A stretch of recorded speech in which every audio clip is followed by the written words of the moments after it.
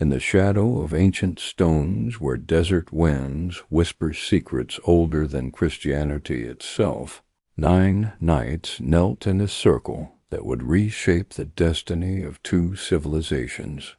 But what if everything you've been told about their holy mission was a carefully constructed lie? What if their true purpose was not to protect pilgrims, but to unearth artifacts so dangerous that the Vatican has spent nearly 1,000 years ensuring they remain buried forever?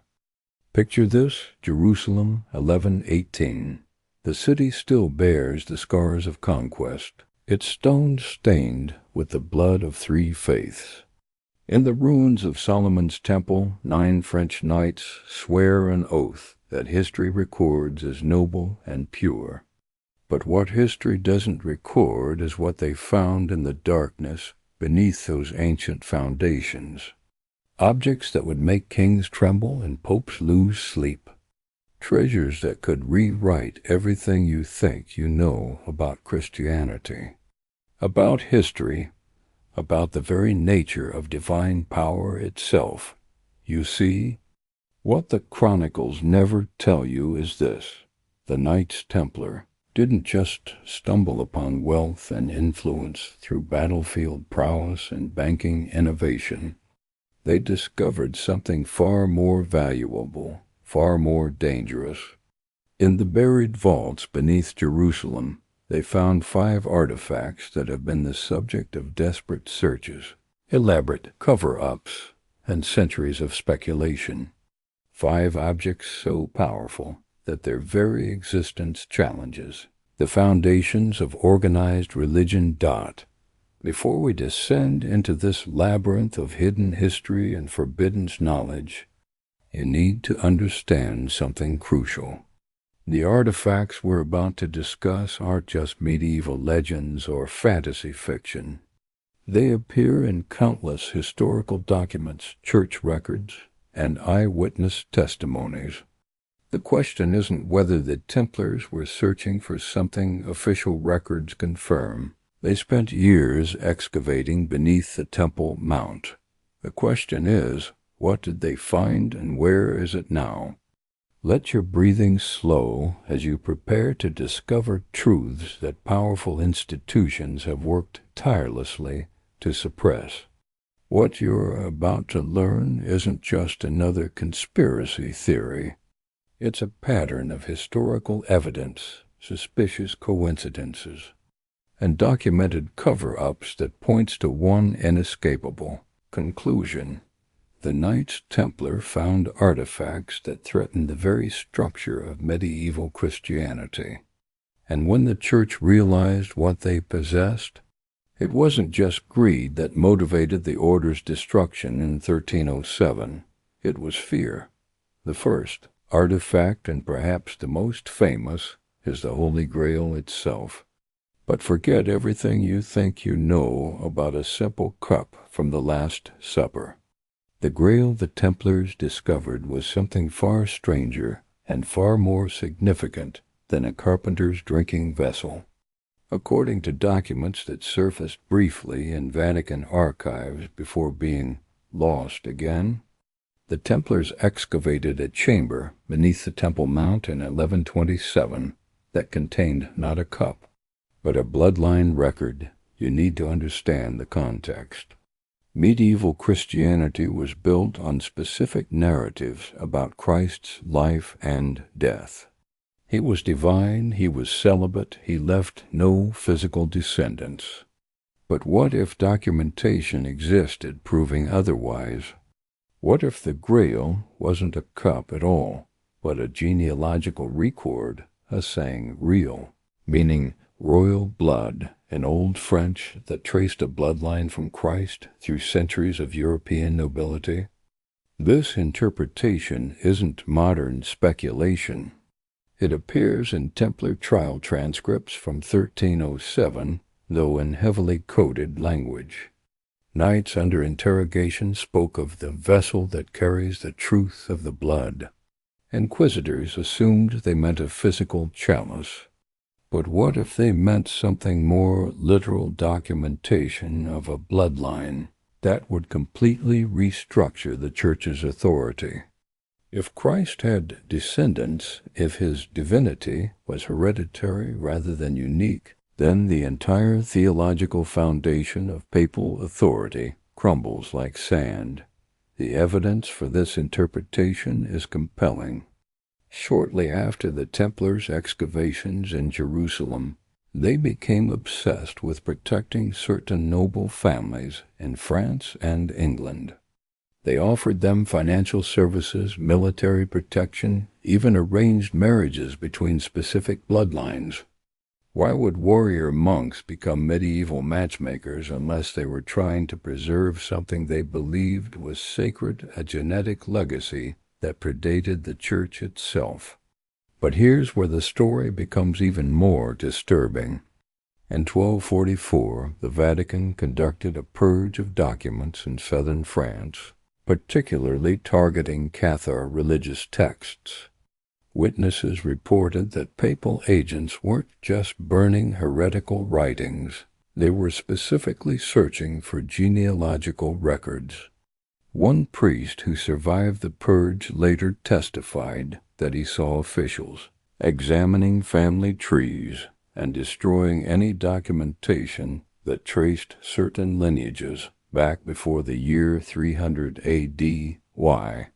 What were they so desperate to hide? The second artifact the Templars discovered was even more explosive: the lost treasures of Solomon's temple itself. We're not talking about gold and silver, though there was plenty of that. We're talking about objects described in the Old Testament, with properties that sound more like advanced technology than religious relics. The Ark of the Covenant, which could supposedly kill with a touch. The Urim and Thummim, devices that provided yes-no answers to questions ancient computation, perhaps. The Table of Divine Presence, which miraculously produced food. Sound like mythology?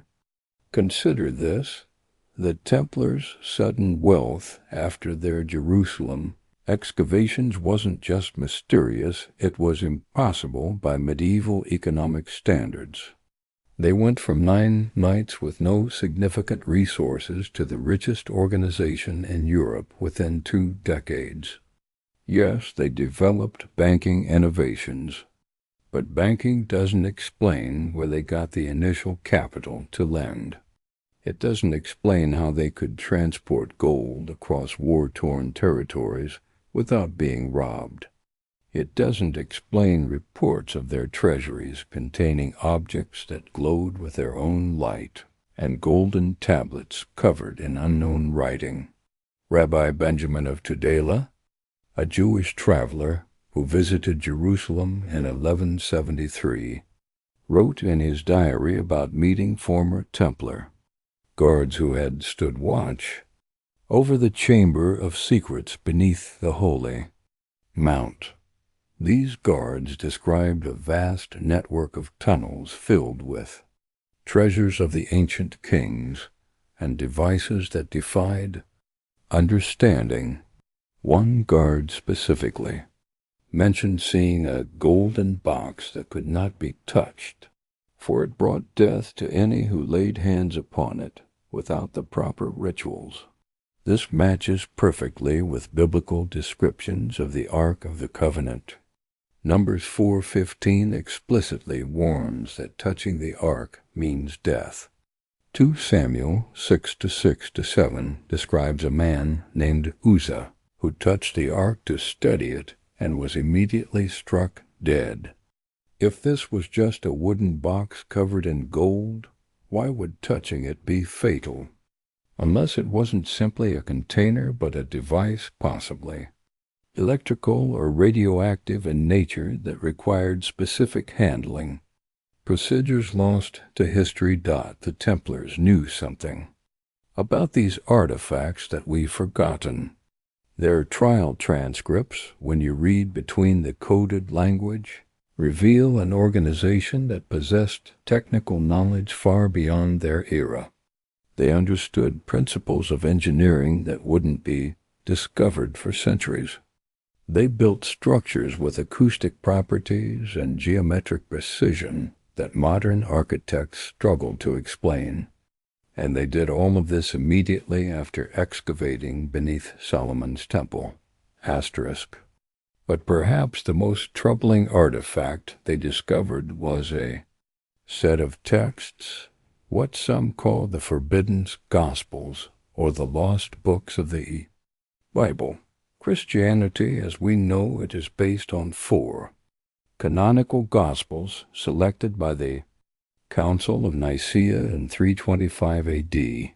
But early Christianity had dozens of Gospels, many of which were deliberately excluded because they contradicted the narrative the Church wanted to establish. What if the Templars found the original versions of these excluded texts? Gospels that portrayed Christ not as a divine being born of a virgin, but as a brilliant teacher and political revolutionary?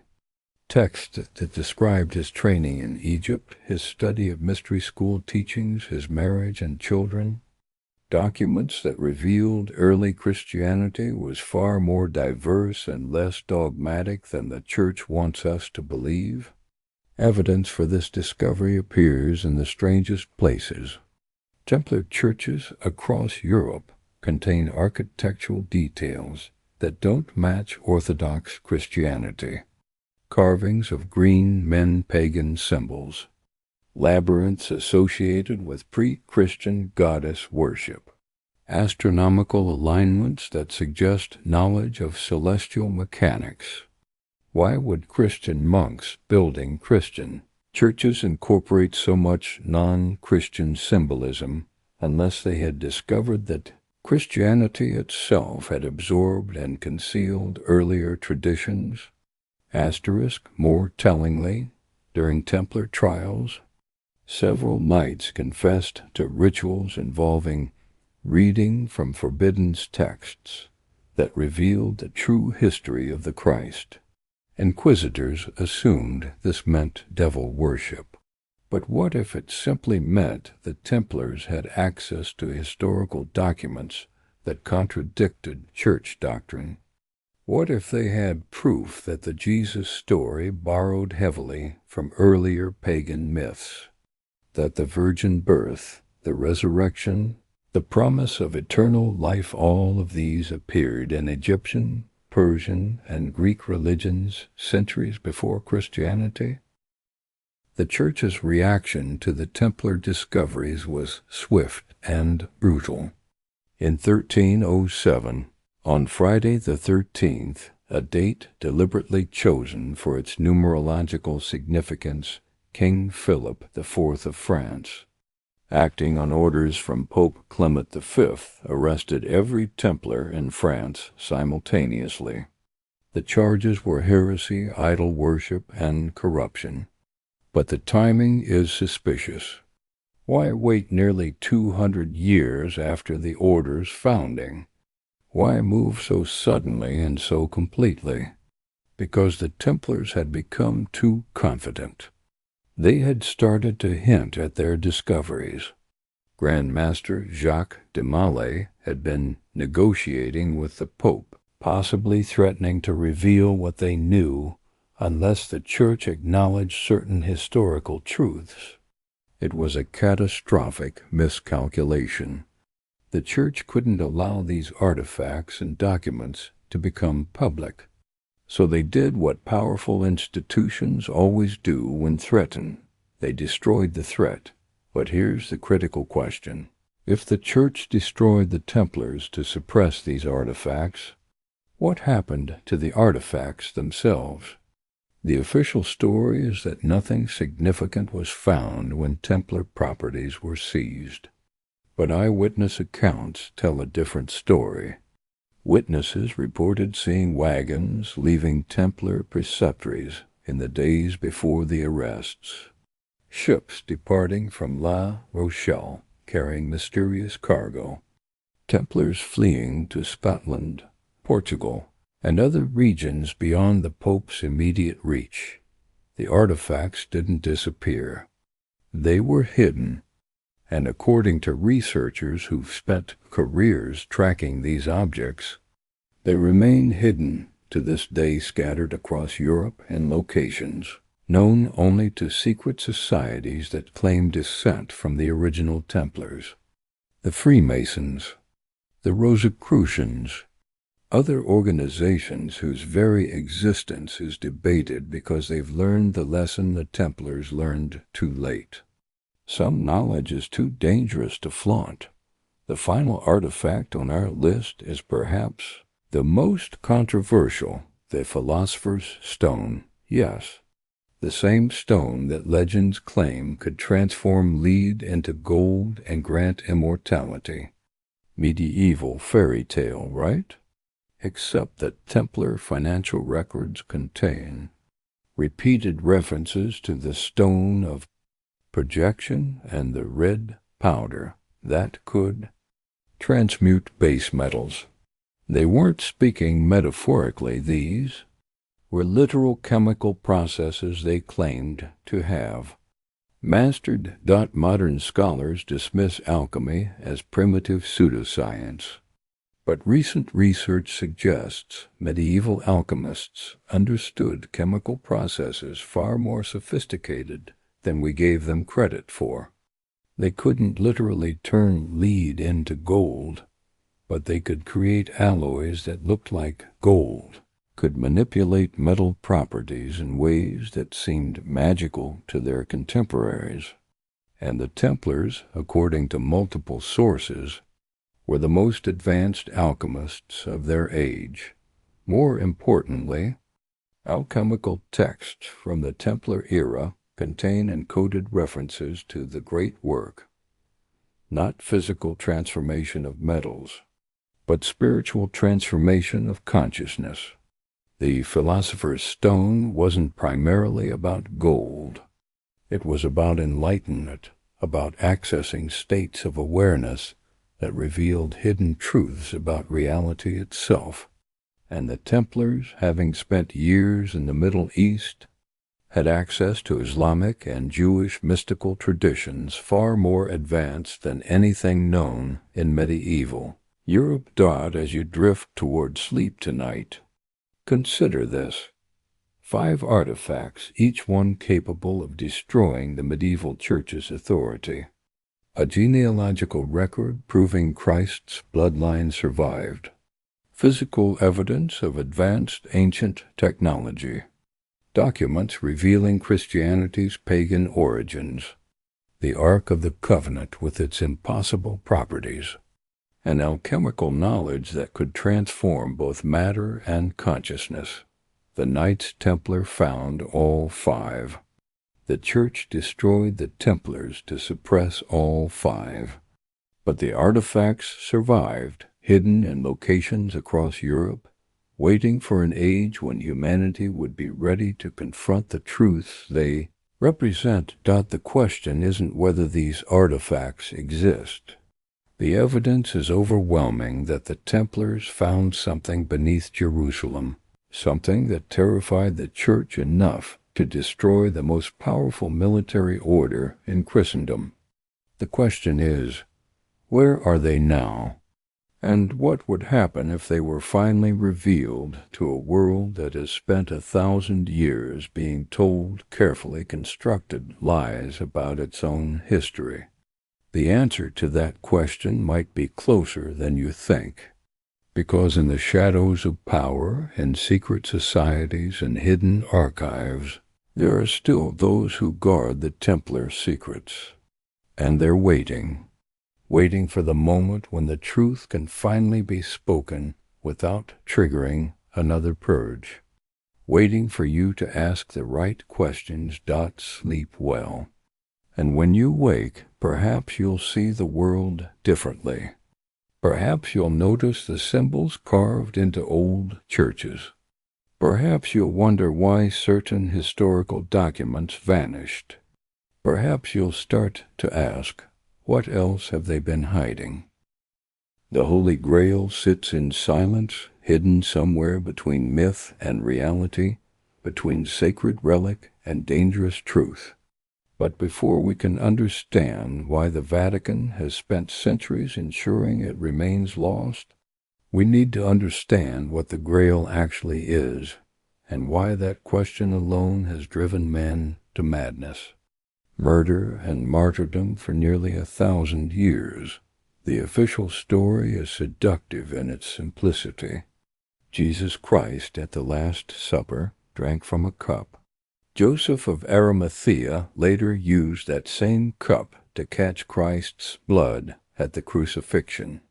This cup, the Holy Grail, became the most sacred relic in Christendom, sought by kings and knights, the ultimate symbol of divine grace. It's a beautiful story. It's also almost certainly wrong. The problem begins with the word itself. Grail comes from the Old French graal, meaning a dish or shallow vessel.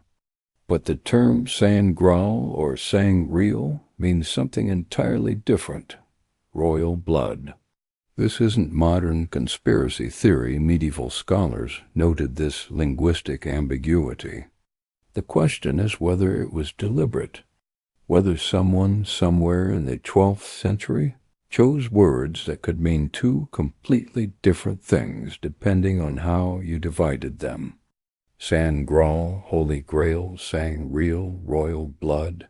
What if both meanings were intentional? What if the Templars discovered that the greatest secret of Christianity wasn't a cup, but a bloodline? Historical evidence suggests the Templars found something in Jerusalem that fundamentally changed their understanding of Christian history. Before 1127, there were 9 knights of modest means, living in relative obscurity. After their excavations beneath the Temple Mount, everything changed. They returned to Europe with not just wealth, but confidence. They negotiated with popes as equals. They made alliances with specific noble families. And most tellingly, they became obsessed with genealogy. Templar records from the mid-12th century reveal an organization conducting what we would now call genetic research. They tracked bloodlines with obsessive precision. They identified certain families across Europe and offered them protection, financial support, even arranged marriages to preserve specific genetic combinations. This wasn't normal behavior for a military order supposedly dedicated to protecting pilgrims, unless they believed these bloodlines carried something sacred, something that predated the Church's authority. The evidence becomes more compelling when you examine which families the Templars protected. The Merovingians of France, certain Scottish clans, specific Spanish nobility. What connected these disparate groups? According to genealogical research conducted by historians who've spent decades tracking medieval family trees, they all share a common ancestry that traces back to the Middle East in the 1st century A.D., to the region around Jerusalem, to the exact time and place where Jesus Christ walked the earth. Now, before you dismiss this as fantasy, consider what we know about early Christianity from historical sources outside the Bible. Roman historians like Josephus mention Jesus having brothers. The Gospel of Philip, excluded from the canonical Bible, but preserved in Coptic Christian communities, explicitly describes Mary Magdalene as Jesus' companion, using terminology that in Aramaic clearly indicates a spousal relationship.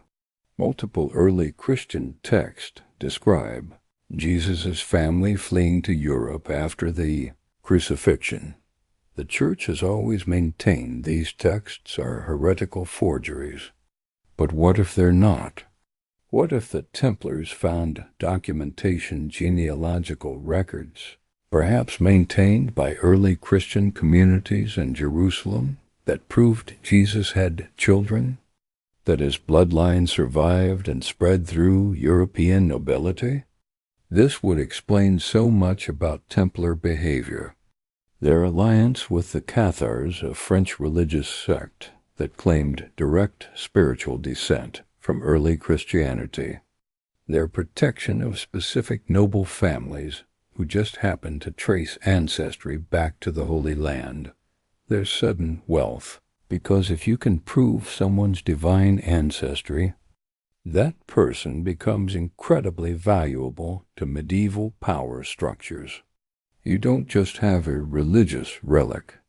You have a living claim to authority that supersedes the Pope himself. But here's where the story becomes truly disturbing. In 1244, the Catholic Church launched the Albigensian Crusade, a brutal military campaign that wiped out the Cathars and anyone who sheltered them. Official histories say this was about suppressing heresy, but witnesses reported something stranger. Papal forces weren't just killing Cathars, they were burning genealogical records, destroying family trees, eliminating any documentation of bloodlines that traced back to the Holy Land in the 1st century. One surviving account from a Franciscan friar who later defected from the church describes watching papal agents in southern France going house to house, not searching for heretics but for books of lineage. Any family records that went back more than 3 generations were confiscated or destroyed. The friar wrote, "They feared not the living but the dead, not present heresy but ancient truth. They sought to erase not what these families believed, but who they were." The Templars saw this purge coming. According to trial transcripts from 1307, several knights confessed under torture to helping Cathar families preserve their sacred heritage by smuggling documents out of France. These weren't religious texts. The inquisitors specifically noted the documents were genealogical records, family trees written in multiple languages, including Hebrew and Aramaic. Where did these documents go? The most credible theory points to Scotland, one of the few European kingdoms that refused to enforce the papal order, suppressing the Templars. Ships departed from the Templar stronghold at Les Rochelle in the days before the 1307 arrests, sailing north. Scottish records from the early 14th century note the sudden appearance of French knights who were welcomed by King Robert the Bruce and given lands and titles despite having no obvious claim to Scottish loyalty. More intriguingly, these same French knights, almost certainly Templar, refugees, became founding members of what would eventually become Scottish Rite Freemasonry and Freemasonic ritual, particularly at its highest degrees, contains references to preserving the royal, secret, and the true word lost that make far more sense if they're talking about a bloodline rather than abstract spiritual concepts, but physical. Documents can be destroyed, seized, or lost. What if the Templars created something more permanent? What if they encoded the genealogical information into architecture, into the very stones of churches and castles they built across Europe? Consider Rosslyn Chapel near Edinburgh, built by knights with proven Templar connections in the mid-15th century.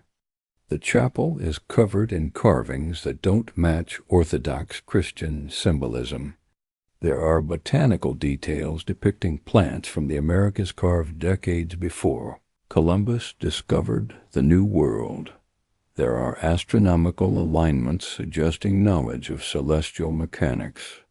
And most famously, there are hundreds of green man carvings, faces emerging from foliage. an explicitly pagan symbol that has no place in a Christian chapel, unless the chapel was never meant to be purely Christian, unless it was designed as a repository of pre-Christian knowledge, a three-dimensional record book carved in stone. Researchers using modern computational analysis have discovered that the patterns of carvings in Rosslyn Chapel, when mapped mathematically, correspond to genealogical tree structures. The foliage isn't just decoration, it's a visual representation of family branches. The green men aren't pagan symbolism, they're markers, indicating specific genetic lines. If this interpretation is correct, then Rosslyn Chapel is the Grail, not a physical cup, but a record of bloodlines preserved in a form the Inquisition couldn't destroy because they didn't understand what they were looking at. They saw pagan carvings and assumed the builders were crypto-heretics. They never realized they were standing inside a massive, three-dimensional genealogical database. But what about the physical Grail? Did the Templars find an actual cup, even if it wasn't the primary object of their interest? The evidence suggests they found something. Multiple independent sources from the 12th century describe Templar rituals involving a sacred vessel brought from Jerusalem. One chronicler specifically notes that this vessel was not used for communion, but was displayed during secret ceremonies where senior knights would kneel before it and recite oaths not to the church but to the blood. The blood, always the blood. Every reference to Templar secret rituals mentions blood in some context. Not the symbolic blood of Christ's sacrifice, but actual genealogical blood, family, lineage, DNA, though they didn't have that word for it. Perhaps the physical Grail was something like a reliquary, a container holding actual biological samples. Hair, perhaps, or blood preserved through methods we've lost. Medieval Europeans understood preservation techniques that seem impossible by our standards. The Templars had access to Islamic and Jewish medical knowledge far more advanced than anything known in Christian Europe. They traveled to Jerusalem and Egypt where techniques of mummification and biological preservation had been practiced for thousands of years. What if the Grail was exactly what its name suggests, a vessel containing royal blood? Not the wine from the Last Supper, but actual genetic material from Christ's line, preserved so that future generations could verify the bloodline claims through biological testing when such technology became available. This would explain why the Templars treated certain objects with such reverence, why they built entire security protocols around vessels they kept in secret chambers, why they seemed to believe these objects contained not spiritual power, but literal, physical significance. They weren't worshipping relics in a medieval Catholic sense. They were preserving evidence in a strangely modern, almost scientific way. The Vatican's response to all of this has been consistent for 8 centuries. Complete denial followed by aggressive suppression. The Church maintains that the Grail, if it ever existed, was lost in the early Middle Ages, that any Templar claims about possessing special relics were heretical delusions, that the Order's destruction was justified by their corruption and idol worship, but the Church's actions tell a different story. In 1891, a young French priest named Berenger Saunier allegedly discovered something in his church in the village of Rennes-le-Château. Within weeks, he went from poverty to inexplicable wealth. He began receiving visitors from across Europe, nobles, Vatican officials, and, notably, several men who claimed descent from French aristocratic lines with Templar connections. Saunier left behind coded documents suggesting he'd found Templar treasure or documents in his church. The Vatican immediately moved to suppress any investigation. They transferred Saunier, confiscated his papers, and when he refused to reveal his source of wealth, they suspended him from the priesthood. A man went from being a nobody parish priest to having enough money to refuse orders from Rome itself. What did he find? And why was the Vatican so desperate to keep it secret? The pattern repeats throughout history. Whenever someone claims to have found Templar artifacts or documents, the Church responds with unusual intensity. Archaeological digs near known Templar sites are mysteriously defunded. Researchers who get too close to certain discoveries find their academic careers destroyed. Private collectors who acquire Templar artifacts receive offers to purchase them for extraordinary sums, then find the artifacts confiscated by authorities if they refuse to sell. This isn't the behavior of an institution dismissing medieval legends. This is the behavior of an organization desperately trying to keep something hidden. So where is the Grail now? The most credible theories suggest it was divided. The genealogical documents went to Scotland, possibly encoded in Rosslyn Chapel, and later in Masonic ritual. The physical artifacts, if they existed, may have been separated and hidden in different locations. Some researchers believe one cup or vessel remains in the Vatican's own secret archives, where it serves as a reminder to church officials of what they must never let become public. Others think the most important Grail, the bloodline itself, never needed hiding because it was always in plain sight. That certain European families have known their ancestry for centuries, but have also understood that claiming divine descent would make them targets. Better to be quietly wealthy and influential than to be publicly royal and dead. The truth is probably more complex than any single theory. The Templars likely found multiple things: genealogical documents, physical relics, and biological evidence. They created multiple backup systems, written records, architectural encoding, bloodline preservation through strategic marriages, and secret societies to maintain the knowledge.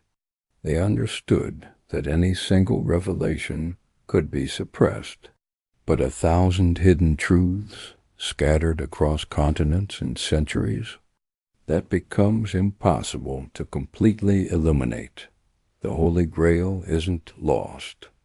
It's everywhere and nowhere, encoded in stones we pass every day, carried in the DNA of families who don't know their own significance, preserved in rituals whose original meaning was forgotten centuries ago, waiting for an age when the truth it represents, that divinity might be hereditary, that Christ was human, that the Church built its authority on lies about a bloodline they tried to erase, can finally be spoken without triggering another massacre. Sleep on that tonight.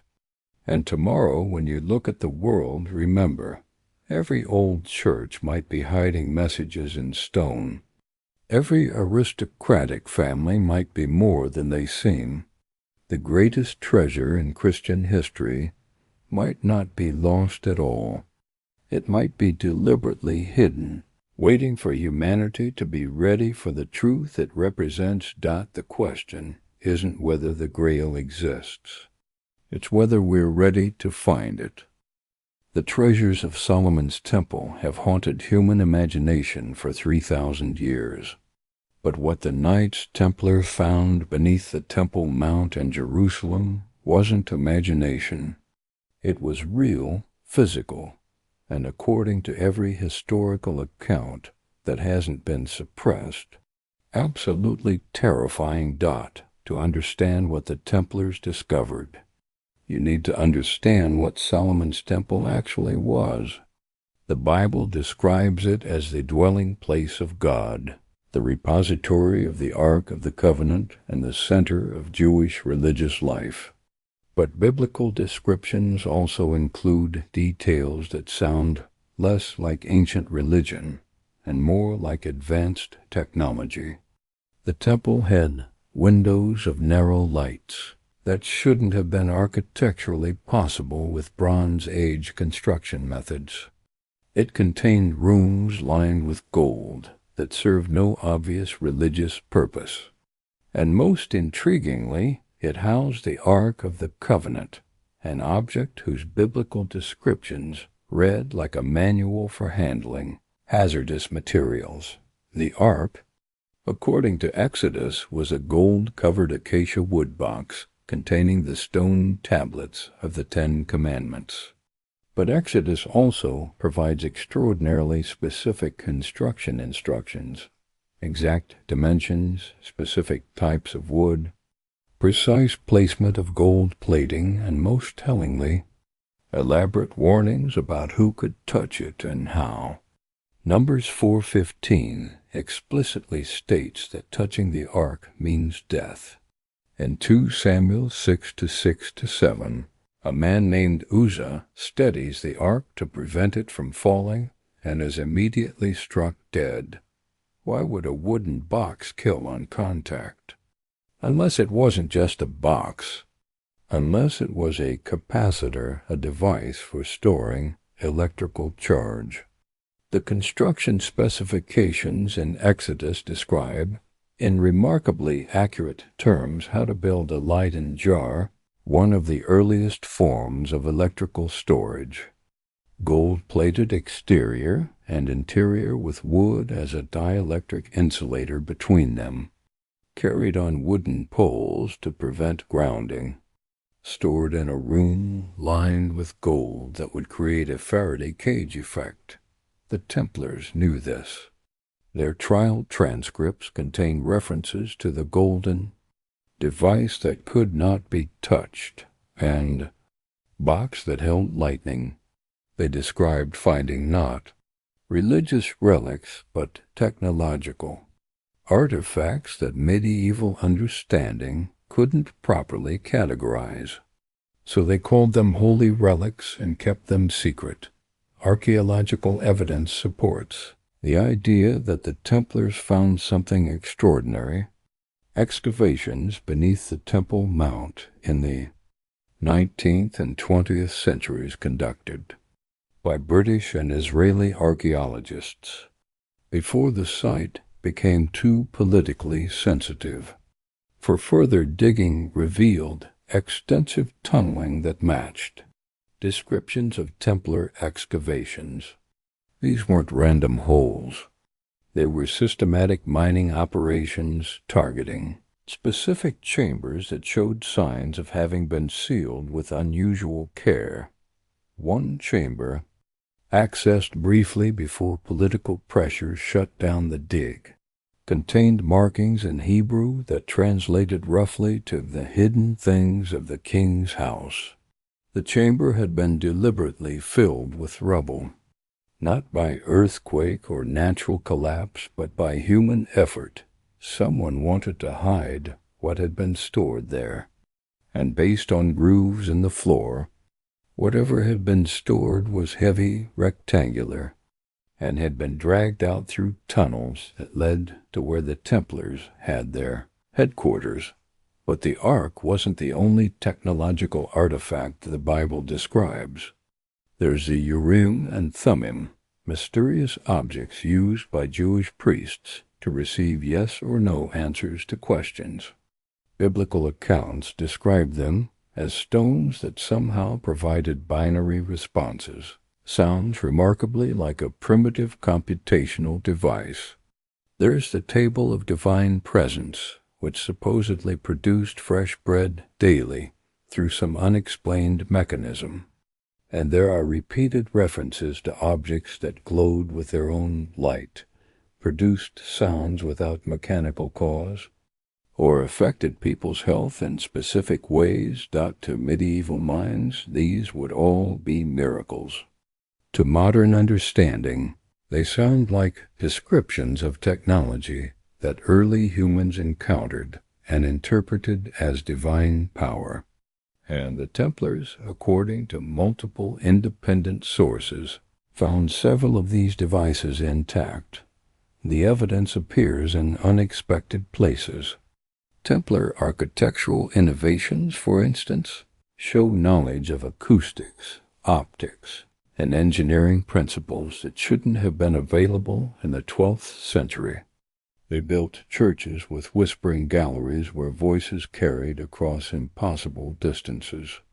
They constructed water systems that utilized pressure differentials in ways that wouldn't be discovered for centuries. They designed fortifications with geometric precision that required mathematical understanding far beyond medieval European capabilities. Where did this knowledge come from? The official answer is that they learned from Islamic engineers during the Crusades. But Islamic engineers would have been happy to sell their knowledge. There was no need for the Templars to excavate beneath the Temple Mount for years if they just wanted to learn construction techniques. Unless they weren't looking for knowledge, they were looking for the source of that knowledge. The actual devices that ancient civilizations had used, studied, and eventually lost. Consider the Templars' famous banking system. They invented encrypted promissory notes. A pilgrim could deposit money at a Templar preceptory in France and withdraw it in Jerusalem using only a coded document. Historians credit this as a medieval innovation in finance. But it's also a sophisticated cryptographic system that required both parties to have identical decryption keys. How did Templars in France and Jerusalem coordinate their encryption without modern communication? Unless they had devices, perhaps, something like the Urim and Thummim that provided binary information that allowed long-distance coordination. This theory becomes more credible when you examine Templar communication speed. Messages that should have taken weeks to travel between Templar strongholds arrived in days. Coordinated military actions occurred with timing that shouldn't have been possible with medieval communication methods. During the 1307 arrests, Templars across Europe seemed to know about the impending action before official messengers could have arrived. Ships left port. Assets were moved, key members disappeared, all before the arrest warrants were executed. Coincidence? Or did they have some form of long-distance communication technology recovered from Solomon's Temple? The most detailed account comes from a Templar knight who broke under torture in 1308. His confession, preserved in Vatican archives and briefly accessible to researchers before being classified again in the 1960s, describes a device of brass and crystal that allowed communication between Templar preceptories. He claimed it required no fuel, produced no sound, but allowed messages to be transmitted through some form of sympathetic resonance between paired objects. This sounds like fantasy until you research ancient technologies that have been documented but never explained. The Baghdad battery, for instance, a clay jar found in a rock that contained copper and iron rods in an acidic solution, creating a primitive but functional galvanic cell. Why would someone in 250 BC need a battery? The Antikythera mechanism, an ancient Greek device that calculated astronomical positions with ear mechanisms, that wouldn't be seen again for over 1,000 years. The precision-cut stones of ancient monuments that show tool marks we still can't explain. With Bronze Age technology, human civilizations have risen and fallen with technical knowledge that later generations lost. The Templars may have found a cache of this lost technology preserved in Solomon's temple. Not because Solomon built it, he probably inherited it from earlier civilizations, but because the temple served as a vault, a time capsule that preserved devices from periods when human capability exceeded our current historical assumptions. But there's a darker element to this story. If the Templars found advanced technology, why didn't they use it more openly? Why hide behind religious ritual and banking instead of demonstrating capabilities that would have made them unquestionably dominant? The answer appears in the testimonies of knights who were willing to talk before being executed. They spoke of devices that brought madness and objects that corrupted those who used them. Several specifically mentioned that using the artifacts required rituals, not religious superstition, but operational procedures. Touch the wrong part and you died. Use the device without proper grounding, and you went insane. Expose yourself to certain artifacts for too long, and you developed mysterious illnesses that sound remarkably like radiation poisoning. The Templars weren't hiding the technology to maintain a monopoly. They were hiding it because they discovered it was dangerous. That ancient civilizations might have possessed advanced capabilities, but those capabilities came with risks that the ancients hadn't fully controlled. The artifacts in Solomon's temple weren't safely stored for religious reasons. They were buried because someone somewhere had decided they were too dangerous for continued use. This reframes the entire narrative. The Templars weren't heroic guardians preserving useful technology. They were terrified men who'd found a Pandora's box of ancient devices, experimented with them enough to realize the dangers, and then desperately tried to hide them before someone less cautious triggered a catastrophe. The Vatican's response to the Templars suddenly makes more sense. The Church didn't destroy the order because of heresy or greed.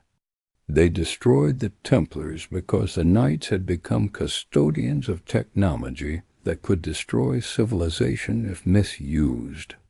And from the Church's perspective, the Templars had already started misusing it, their sudden wealth, their mysterious communication capabilities, their seemingly supernatural military success. These were all signs that they were playing with forces they didn't understand. When the Templars were arrested in 1307, papal agents specifically searched for devices of brass and crystal, golden boxes that cannot be touched, and tablets bearing unknown writing. They didn't find much. The Templars had hidden or destroyed most of it in the days before the arrests. But enough was found to convince the Vatican that their fears were justified. Several objects were transported to Rome under heavy guard. Official records stop there, but unofficial accounts suggest they were taken deep beneath the Vatican, into archives that exist on no public map. Archives where, according to persistent rumors, the Church stores things too. Dangerous to destroy, but too important to forget. Modern researchers who've tried to access these archives report being stonewalled at every level. The Vatican maintains that its secret archives contain only historical documents, letters, records, treaties. They adamantly deny possessing physical artifacts of any significance. Yet researchers have documented the existence of sealed chambers, beneath St. Peter's Basilica that aren't part of any official floor plan. Chambers that, according to ground-penetrating radar, contain objects with metallic properties and geometric arrangements that don't match religious reliquaries. What's down there? Are some of Solomon's treasures still sitting in Vatican vaults, studied in secret by church scientists trying to understand technologies that predate modern civilization? Or were they destroyed, too dangerous even to keep locked away? The evidence suggests they still exist, because if the Vatican had destroyed the artifacts, there would be no reason for the ongoing secrecy. No reason to classify documents about events from 8 centuries ago. No reason to aggressively shut down archaeological work in Jerusalem whenever someone gets too close to Templar excavation sites. The treasures of Solomon's Temple aren't lost. They're hidden by an organization that learned what the Templars learned. Some knowledge is too dangerous for humanity to possess. At least, too dangerous for humanity at its current level of maturity and wisdom.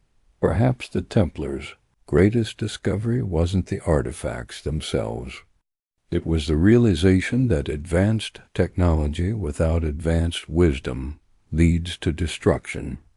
That ancient civilizations rose and fell not because they lacked capability, but because they possessed capabilities without the wisdom to use them responsibly. And that pattern threatens to repeat itself every time humanity rediscovers knowledge it's not ready to handle. Sleep on that. And tomorrow, when you see news of archaeological discoveries being mysteriously shut down, or researchers being denied access to historical sites, or ancient artifacts disappearing into government vaults, remember that maybe, just maybe, someone is trying to prevent us from finding things we're not yet wise enough to use. The treasures are waiting. The question is whether we should find them.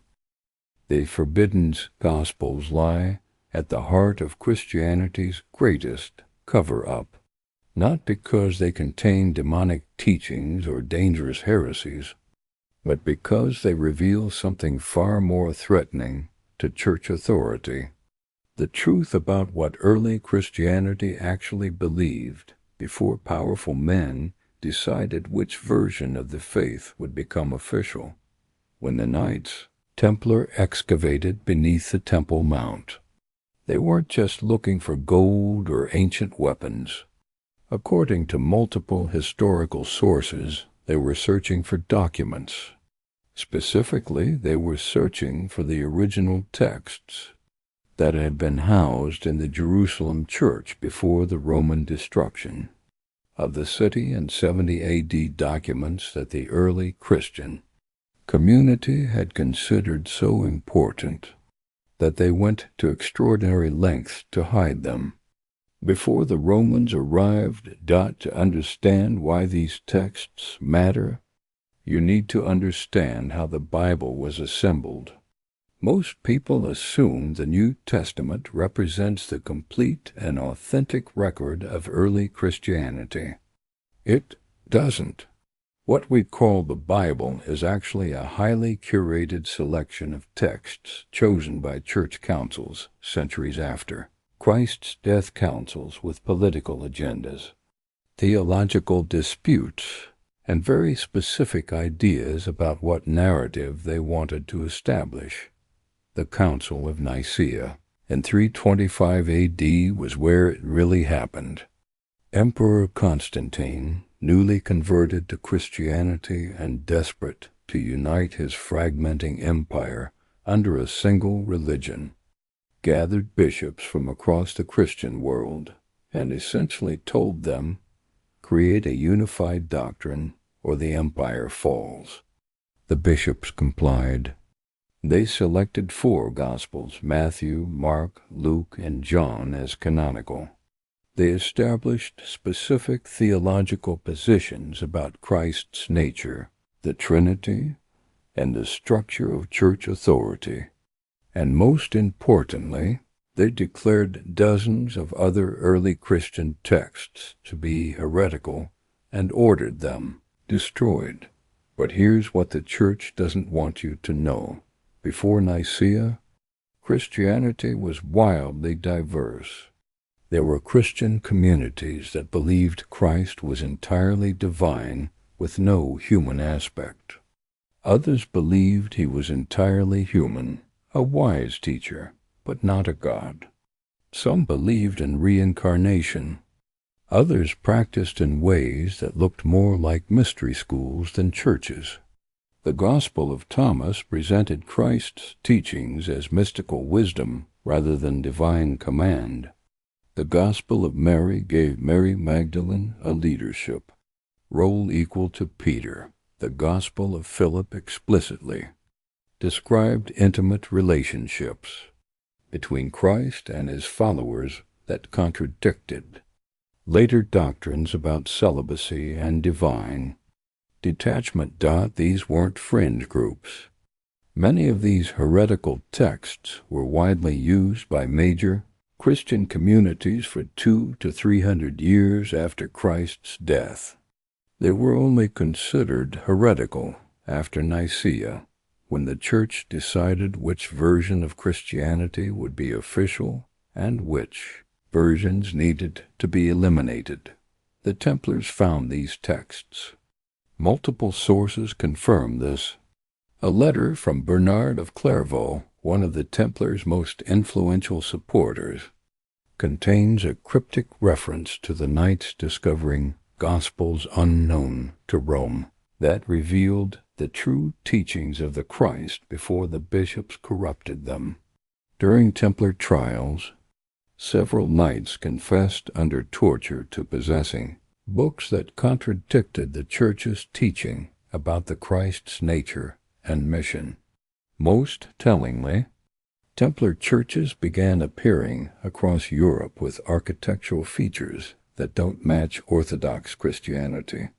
The famous Templar church in London contains astronomical alignments suggesting knowledge of celestial mechanics. Templar chapels in France include carvings of the Black Madonna, a pre-Christian goddess figure that has no place in Catholic iconography. And numerous Templar sites contain labyrinths, sacred geometry, and symbolic elements borrowed from Egyptian, Greek, and Persian mystery traditions. Why would Christian knights building Christian churches incorporate so much non-Christian symbolism?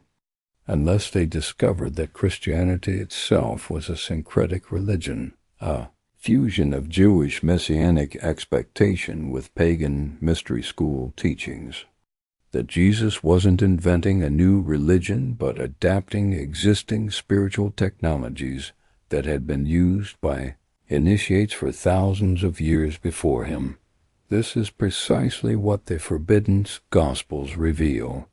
The Gospel of Thomas, discovered at Nag Hammadi in Egypt in 1945, contains sayings of Jesus that match almost exactly the teachings of Egyptian mystery schools. Sayings about the kingdom of heaven being within you, about becoming like children to enter that kingdom, about knowing yourself to know God. These are all standard mystery school teachings that predate Christianity by centuries. The Gospel of Mary, also found at Nag Hammadi, describes Mary Magdalene receiving secret teachings from Jesus after the resurrection teachings that Peter and the other male disciples didn't receive. This matches the structure of ancient mystery schools, where advanced teachings were given only to certain initiates.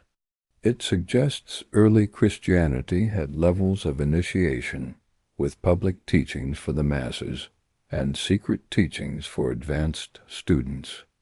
The Church couldn't allow this version of Christianity to survive.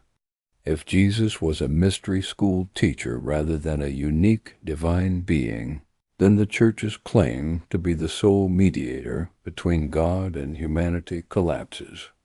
If advanced spiritual knowledge is available to anyone through direct experience rather than through church sacraments, then ecclesiastical authority becomes unnecessary.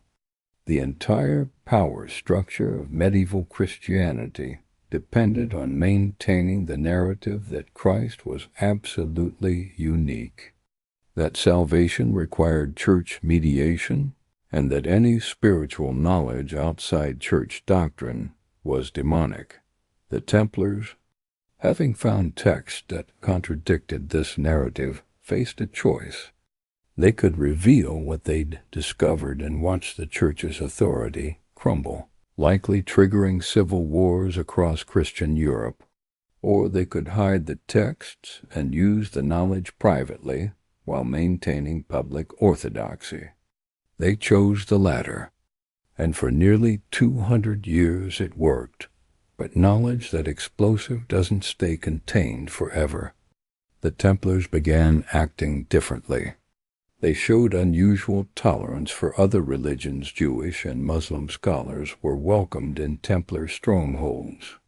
They engaged with Islamic mysticism, particularly Sufism, which taught direct experience of divine reality rather than mediated salvation.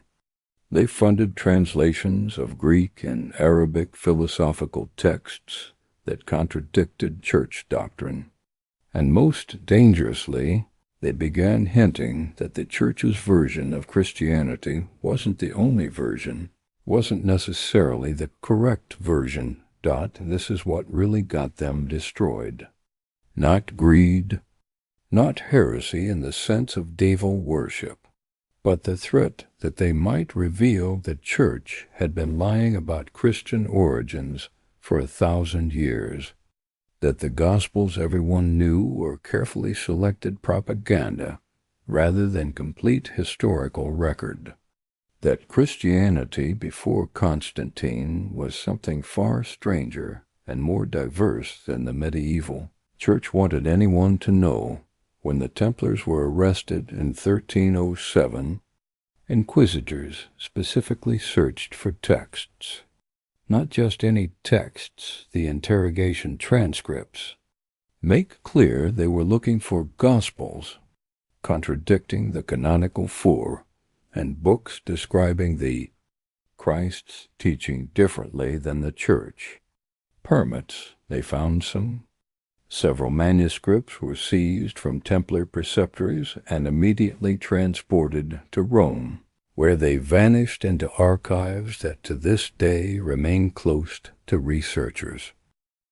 But the Templars had hidden the most important texts before the arrests. According to testimony from knights who fled rather than face torture, copies of forbidden Gospels were smuggled out of France in the days before the mass arrests. Some went to Scotland, others to Spain and Portugal. Some possibly crossed the Atlantic to the Americas. There are persistent legends of Templar ships reaching North America decades before Columbus, carrying refugees and their most precious cargo. What happened to these texts? Some may have been destroyed, too dangerous to keep. Others were hidden so well they've never been found. But there's a third possibility that's even more intriguing. They were studied, translated, and their teachings incorporated into secret societies that claimed Templar heritage. Freemasonry, which emerged publicly in the 17th century but claims much older origins, contains rituals and teachings that match the forbidden Gospels more closely than canonical Christianity. The emphasis on individual enlightenment rather than salvation through church mediation, the use of Egyptian and Greek symbolism alongside Christian elements, the teaching that advanced spiritual knowledge is available through initiation rather than faith alone. These aren't just random borrowings, they're systematic incorporation of the mystical Christianity described in texts like the Gospel of Thomas and the Gospel of Philip. The Rosicrucians, another secret society with alleged Templar connections, explicitly taught that Christianity had been corrupted by political councils and that true Christian teaching was preserved in hidden texts. Their manifestos, published in the early 17th century, described possessing ancient manuscripts that revealed the true philosophy of Christ before the doctors of the Church obscured it with false doctrines. Even more recently, when the Nag Hammadi texts were discovered in 1945, the Church's response was telling. They didn't embrace these ancient Christian manuscripts as valuable historical finds. They didn't incorporate them into theological study. Instead, the Vatican issued statements declaring the texts were Gnostic heresies that contradict true Christian teaching and should be studied only to understand the errors that the early Church rightly rejected. But scholars who've studied the Nag Hammadi texts without theological prejudice have reached different conclusions.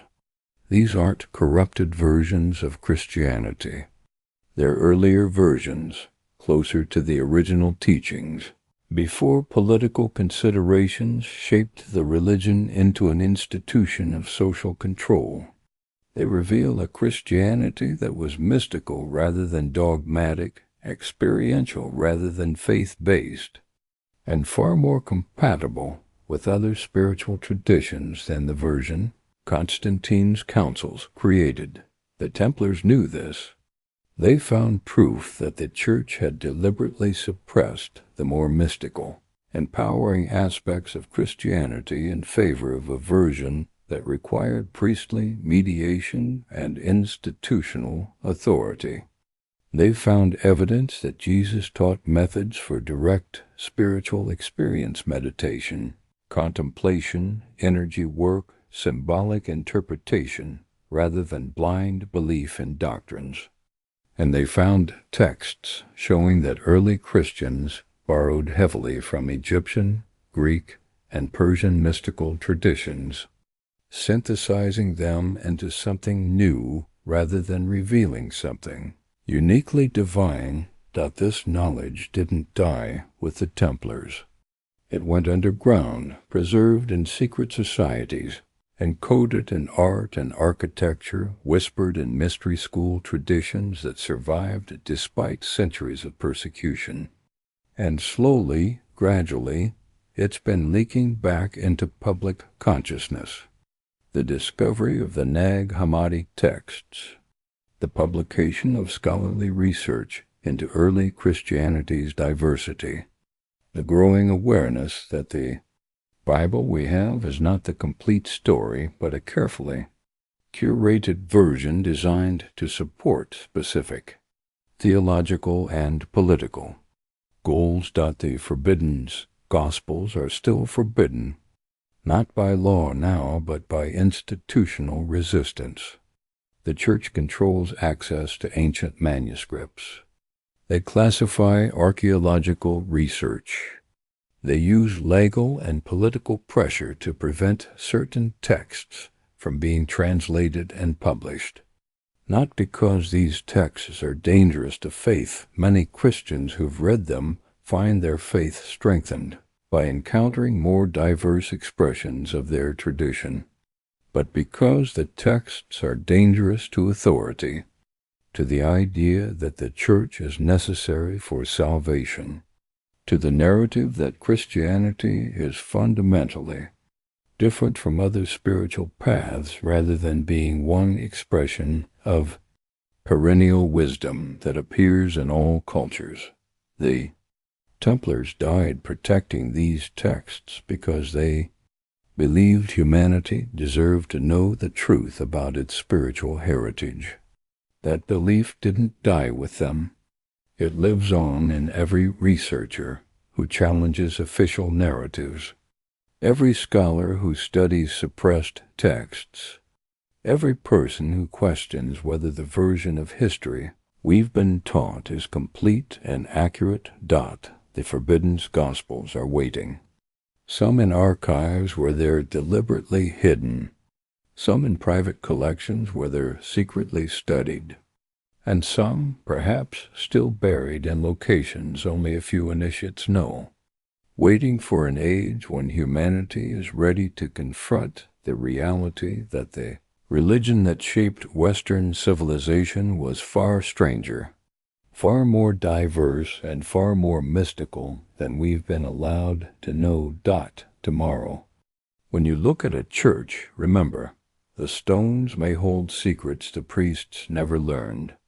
The foundations may rest on traditions older than Christianity itself, and the truth about what Jesus actually taught may be hidden not in Scripture, but in texts church declared too dangerous to read. Sweet dreams. And perhaps tomorrow you'll wonder, what else are they hiding? The Ark of the Covenant represents perhaps the most dangerous object the Knights Templar ever found, not because of religious significance, but because, if what historical accounts describe as accurate, it was a device capable of generating lethal levels of energy. And the Templars discovered this the hard way. The biblical description of the Ark is precise to the point of being technical. Exodus 25 to 10:22 provides exact measurements, 2.5 cubits long, 1.5 cubits wide and high, approximately 131 by 79 by 79 centimeters. It specifies acacia wood construction, gold plating inside and out, with a gap between creating a classic capacitor structure. The lid, called the mercy seat, featured two golden cherubim facing each other, which, according to Exodus 25 to 22, was where God would meet with you and speak to you. This isn't poetic language. It's a description of an arc discharge between two conductive surfaces. When sufficient electrical potential builds up between the cherubim, visible electrical discharge would occur, speaking in crackling, thunderous tones that would terrify Bronze Age observers. The instructions for carrying the ark on wooden poles, never touching the gold surfaces directly, are precisely what you'd tell someone handling a high-voltage device without modern insulation. The Templars understood this. Trial transcripts contain testimony from knights who described finding the golden box from which lightning emanated, and the device that could not be touched, for it brought instant death. One particularly detailed confession, extracted under torture in 1308, describes a demonstration where a Templar commander deliberately caused the ark to discharge, creating a visible arc of light and a sound like thunder in a confined space. But here's where it becomes truly unsettling. The same testimony describes what happened when they tried to move the ark from its hiding place beneath the Temple Mount. 3 knights died. Not from combat, not from accident, but from contact with the device itself. The symptoms described convulsions, burns without fire. Death within minutes matched perfectly with high-voltage electrocution. The Templars, to their credit, recognized they'd found something beyond their understanding. They consulted with Jewish scholars who had access to rabbinical traditions about the Ark. They studied Islamic texts from scholars who had examined the Hebrew scriptures with scientific curiosity, and they reached a disturbing conclusion. The Ark wasn't a religious relic. It was technology. Technology that ancient priests had learned to use with elaborate rituals that were actually safety protocols. Consider the biblical requirements for approaching the Ark. only the high priest could. Enter the Holy of Holies where it was kept, and only once a year on Yom Kippur. He had to wear specific linen garments, natural fiber that doesn't build static charge like wool or synthetic materials. He had to burn incense that produced conductive smoke, helping to discharge any electrical buildup gradually rather than in a lethal spark. Bells on his robe weren't decorative. They were warning signals that would stop ringing if he collapsed, alerting assistants to pull him out using a rope tied to his ankle. These aren't superstitious rituals. They're reasonable safety precautions for someone entering a space containing a high-voltage device. The ancient priests understood something was dangerous about the Ark, even if they attributed that danger to divine rather than electrical power. The Templars tried to replicate these protocols. According to captured Templar documents, they created special chambers for housing the Ark, rooms lined with materials that would prevent charge buildup. They developed handling procedures involving long wooden poles and non-conductive barriers. They even experimented with grounding techniques, though their medieval understanding of electricity was primitive compared to the sophisticated engineering that had created the Ark. But they never solved the fundamental problem. Where was the power coming from? A capacitor stores charge, but something has to generate that charge initially. Modern capacitors require an external power source. What powered the Ark? The Bible offers a clue that sounds absurd until you think about it scientifically. The Ark's power was connected to the presence of God specifically, to the site of the temple itself. What if the temple was built on a geological feature that generated natural electrical phenomena? Piezoelectric effects from certain types of rock under stress. Underground water flow creating potential differences. Even naturally occurring radioactive materials that produce ionizing radiation, which can create electrical charge in nearby conductors. Solomon didn't choose the Temple Mount randomly, according to tradition. It was chosen because God designated it as holy ground. What if holy was ancient terminology for this place has unusual properties? This theory explains why the Ark only functioned properly in specific locations. Why moving it was so dangerous. Taking it away from its power source would cause stored charge to discharge unpredictably.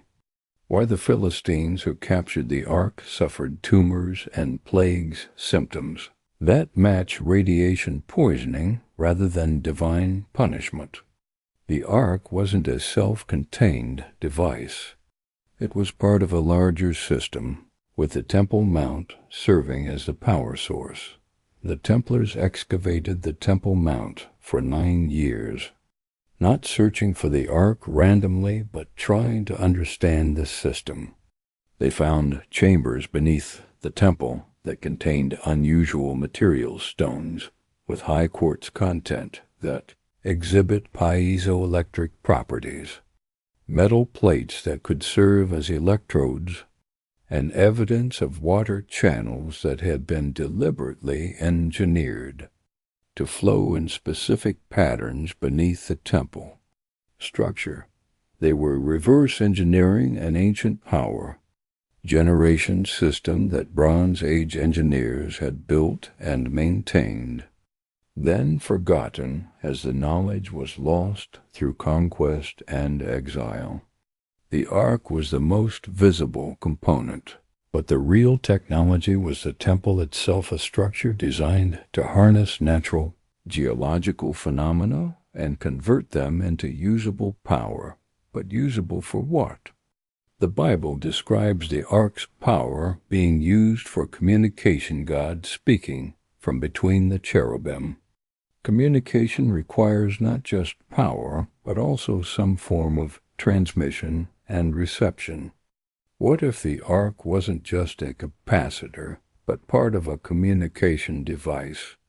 The electrical discharges between the cherubim could generate electromagnetic radiation at specific frequencies. The gold construction would serve as both antenna and reflector.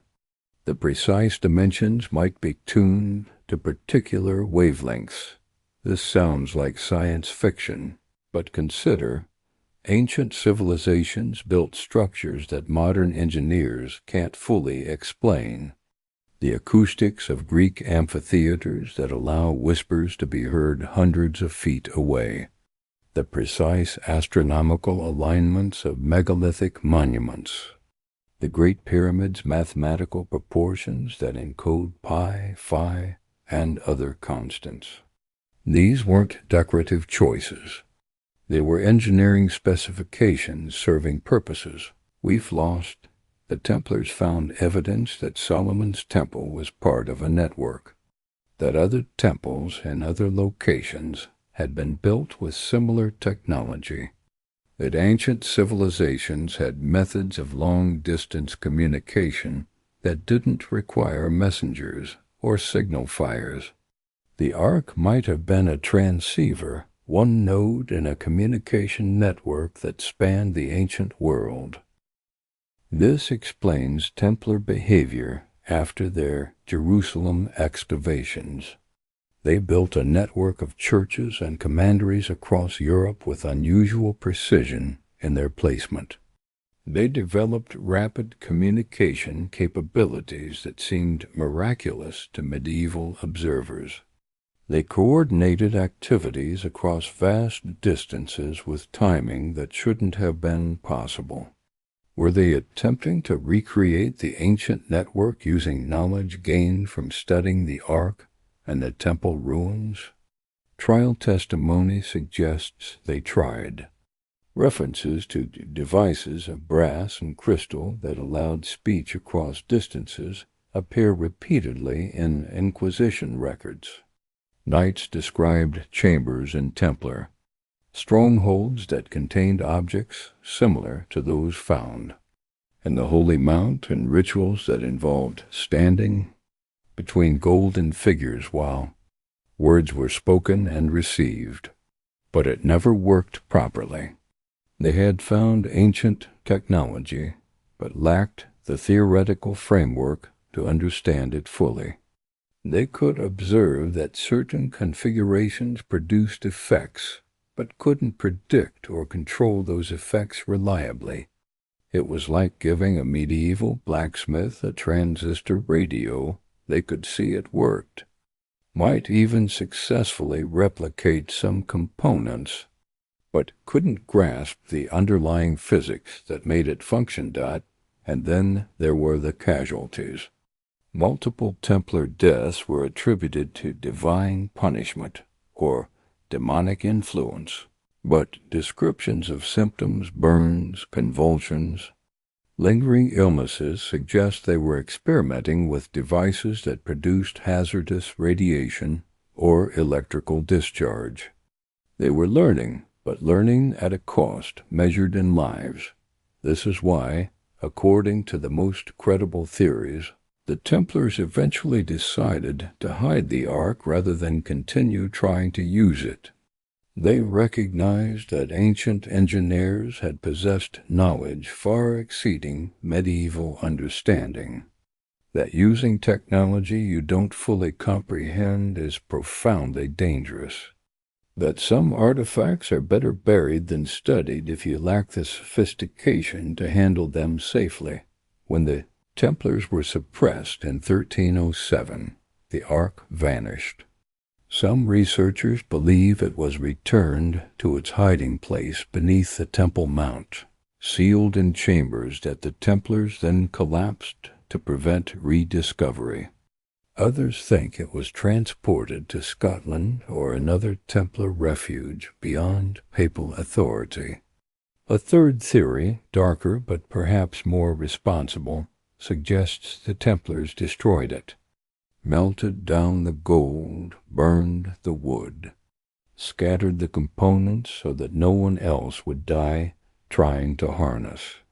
Power they couldn't control. The Vatican's official position is that the Ark was lost when Babylon conquered Jerusalem in 586 BC, that it was either destroyed or carried off to Babylon, where it disappeared from history. But Vatican archives contain references to Solomon's device that date to the medieval period, long after the Babylonian conquest, and papal bulls from the 14th century, specifically warn against seeking the golden box that speaks with the voice of false gods, suggesting the Church knew the Ark existed and wanted to ensure no one found it. Modern attempts to search for the Ark beneath the Temple Mount have been systematically blocked. The site is politically sensitive, religiously contested, and off-limits to serious archaeological investigation. When Israeli archaeologists proposed using ground-penetrating radar to map the subterranean chambers in the 1990s, political pressure from multiple governments shut down the project. When a team tried to enter tunnels known to exist beneath the Temple Mount in 2007, they were forcibly ejected and their equipment confiscated. What are they protecting? Is the Ark still down there, sealed in chambers that the Templars collapsed 8 centuries ago? Or is something else beneath the Temple Mount evidence of technologies that would force us to reconsider everything we think we know about ancient capabilities? The truth is probably more complex than any single theory. The Templars found something. It was dangerous. It challenged their understanding of divine power and ancient knowledge. And ultimately, they decided humanity, or at least medieval humanity, wasn't ready for it. They hid it, encoded warnings in their architecture and rituals, and took the specific location to their graves. The Ark of the Covenant isn't lost. It's waiting for an age when we possess both the technical knowledge to understand what it is and the wisdom to decide whether we should use it. Because the most disturbing possibility isn't that the Ark doesn't work. It's that it does work exactly as ancient texts describe. And that kind of power in the wrong hands, or even well-meaning but ignorant hands, could be catastrophic. Sleep well tonight. And tomorrow, when you hear about archaeological sites being closed for political reasons or security concerns, remember that sometimes those reasons might be more legitimate than conspiracy theorists want to believe.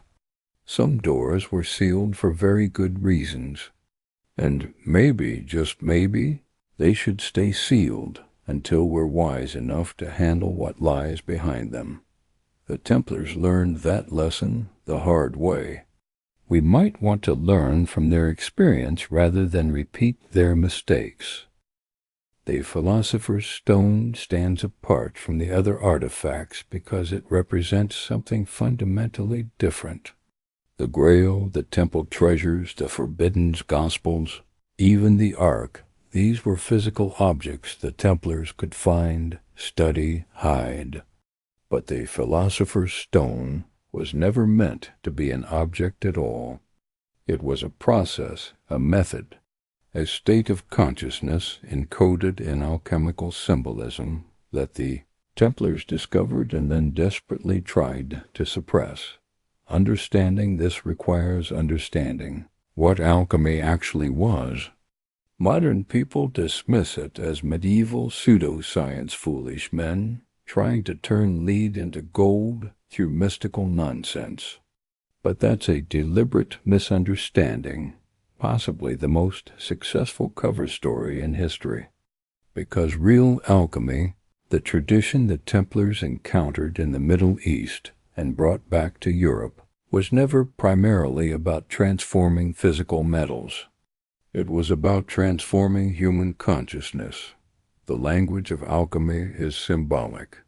When texts speak of base metals being transformed into gold, they're describing the transformation of ordinary human awareness into enlightened consciousness.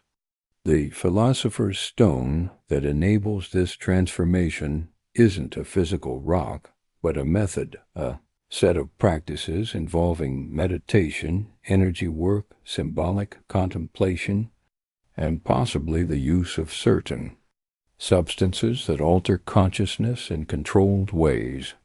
Templars learned this from exposure to Islamic, Sufism, and Jewish Kabbalah during their time in the Holy Land.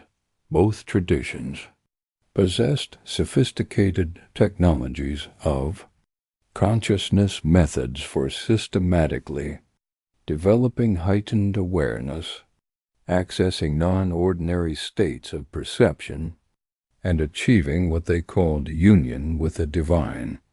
These weren't religious beliefs. They were practical techniques that produced repeatable results in practitioners who followed the protocols. Correctly evidence for Templar involvement in these practices appears.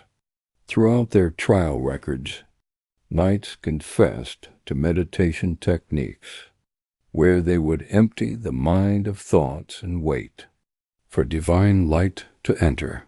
They described breathing exercises that produced sensations of heat rising through the body. They admitted to using symbolic imagery as focus points for extended contemplation. All of this matches practices found in Sufi and Kabbalistic traditions, but there's a more literal dimension to the philosopher's stone story that's even more disturbing.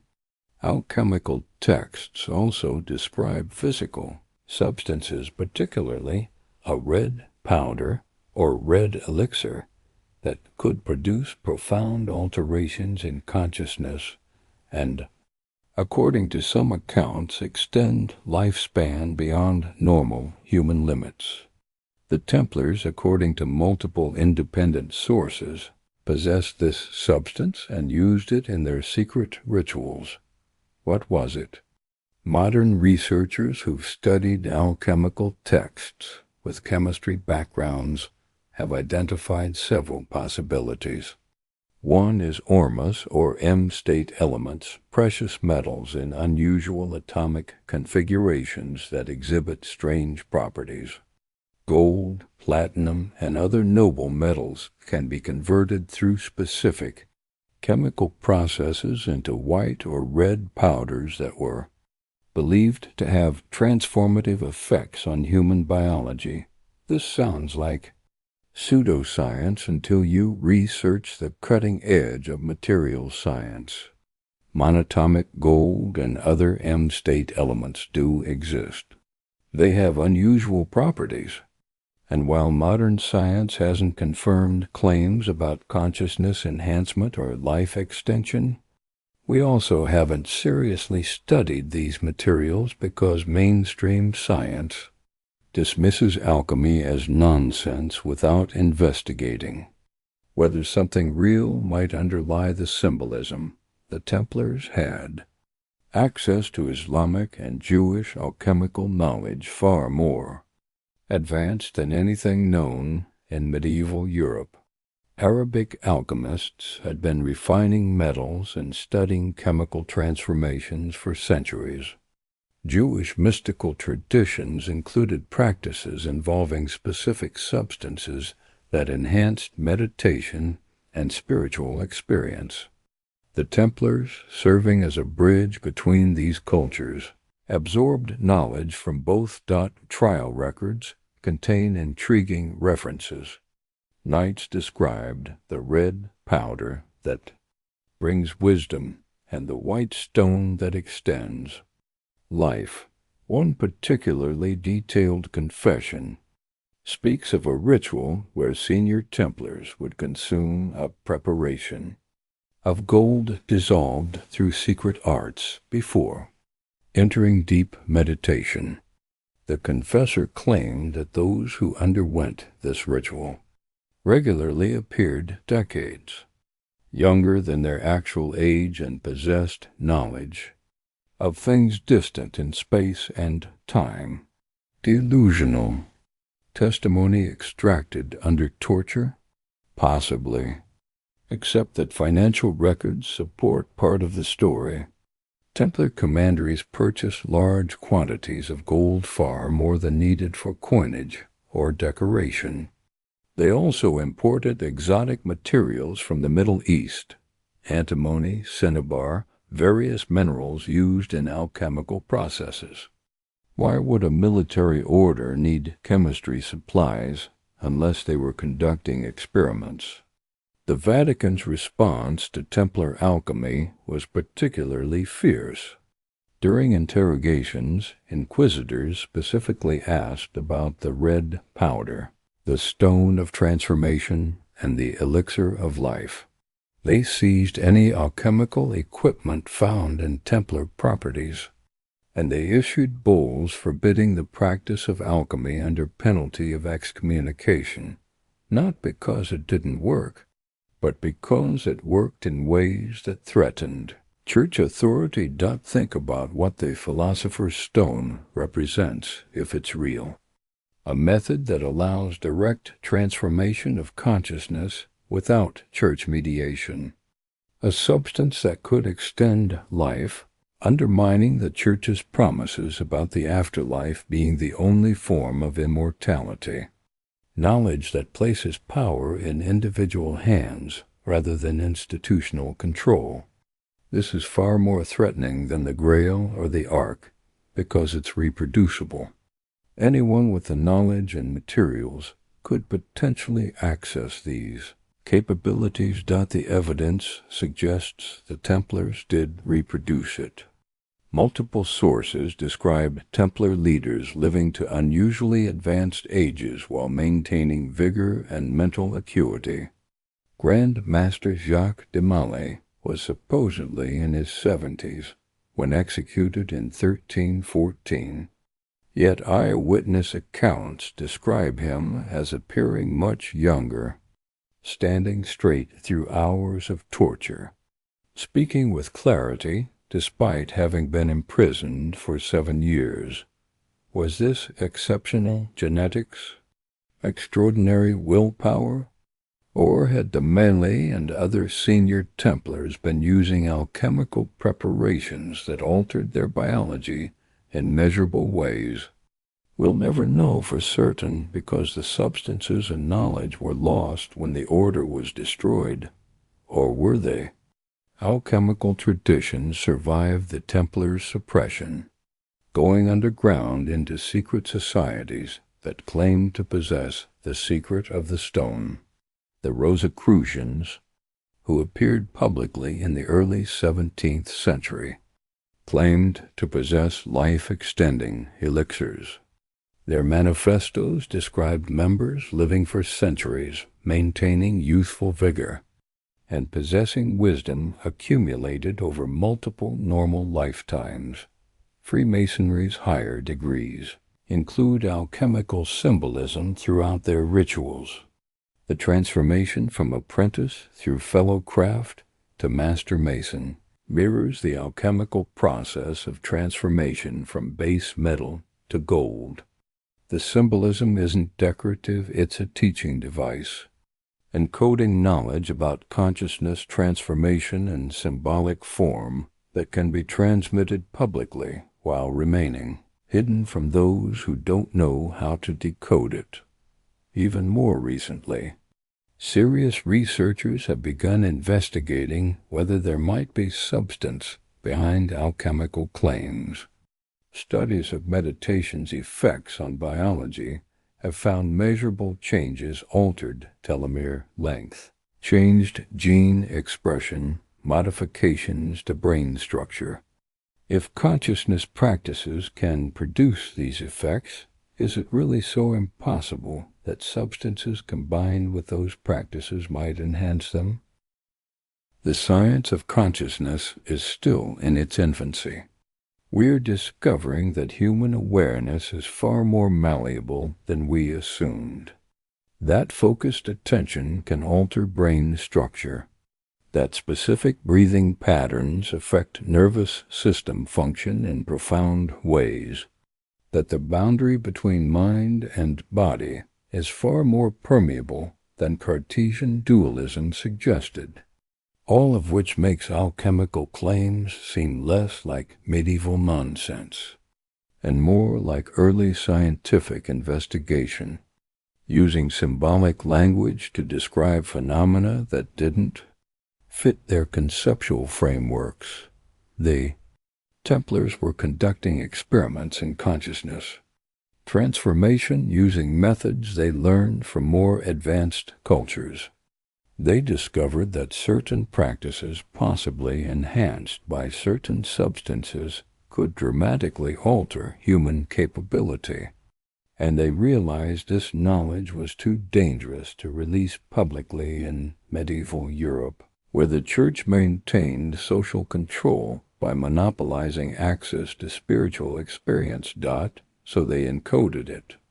Alchemical texts written by Templars or those influenced by them are deliberately obscure, filled with contradictory instructions and symbolic language that conceals as much as it reveals.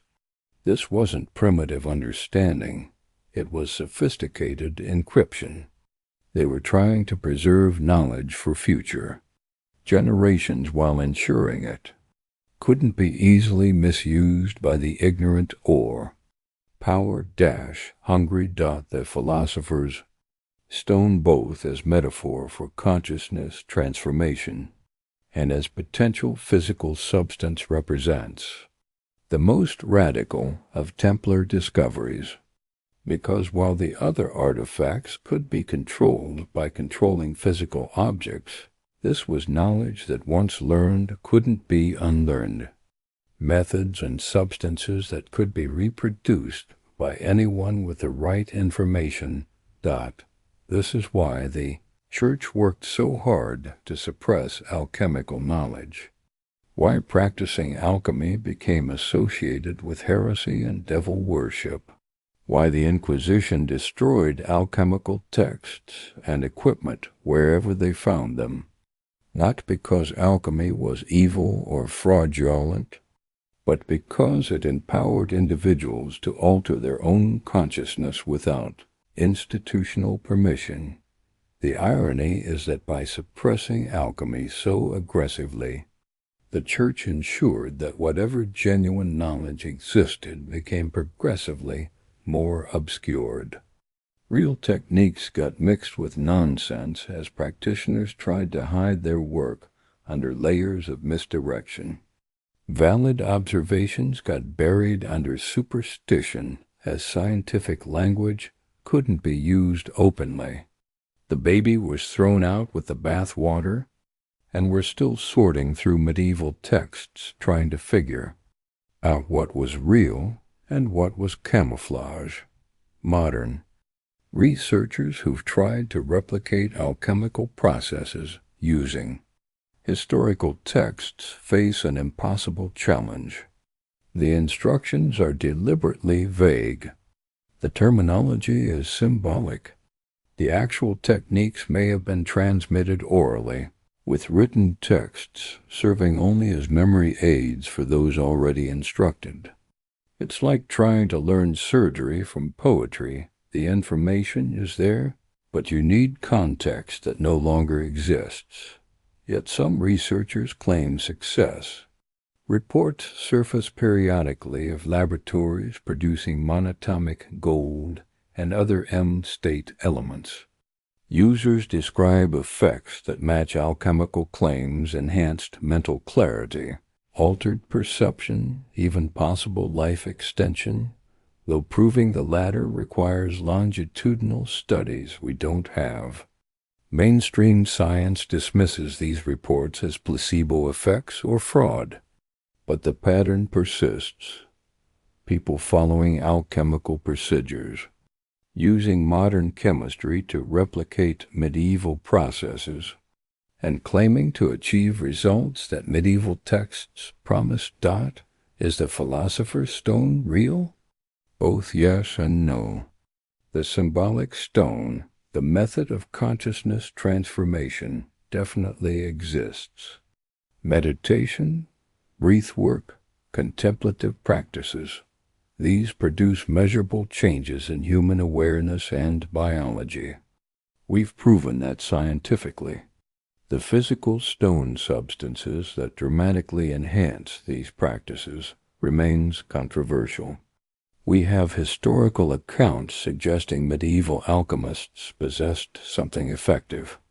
We have modern experiments with intriguing preliminary results. But we lack definitive proof that would satisfy scientific skeptics. Perhaps that's exactly how it should be. Perhaps knowledge this powerful should remain partially hidden, accessible only to those willing to do the serious work of studying, experimenting, and risking failure. The Templars might have hidden the Philosopher's Stone, not in a vault, but in plain sight, in texts that look like nonsense, until you know how to read them, in practices that seem like superstition until you understand their purpose, in a tradition of encoded knowledge that protects itself by appearing ridiculous to casual observers. Tomorrow, when you see alchemical symbols in old books or on ancient buildings, remember, you're not looking at primitive pseudoscience. You're looking at sophisticated encryption, designed by people who possessed knowledge they believed humanity wasn't ready to handle freely. Knowledge about consciousness, about human potential, about the transformation of awareness from base material into something refined and golden. The stone is still here, hidden in symbols, encoded in practices, waiting for those with the dedication to decode it and the wisdom to use it responsibly. Sweet dreams, and maybe tomorrow you'll see those old alchemical texts differently, not as failure, but as the most successful information security system ever created.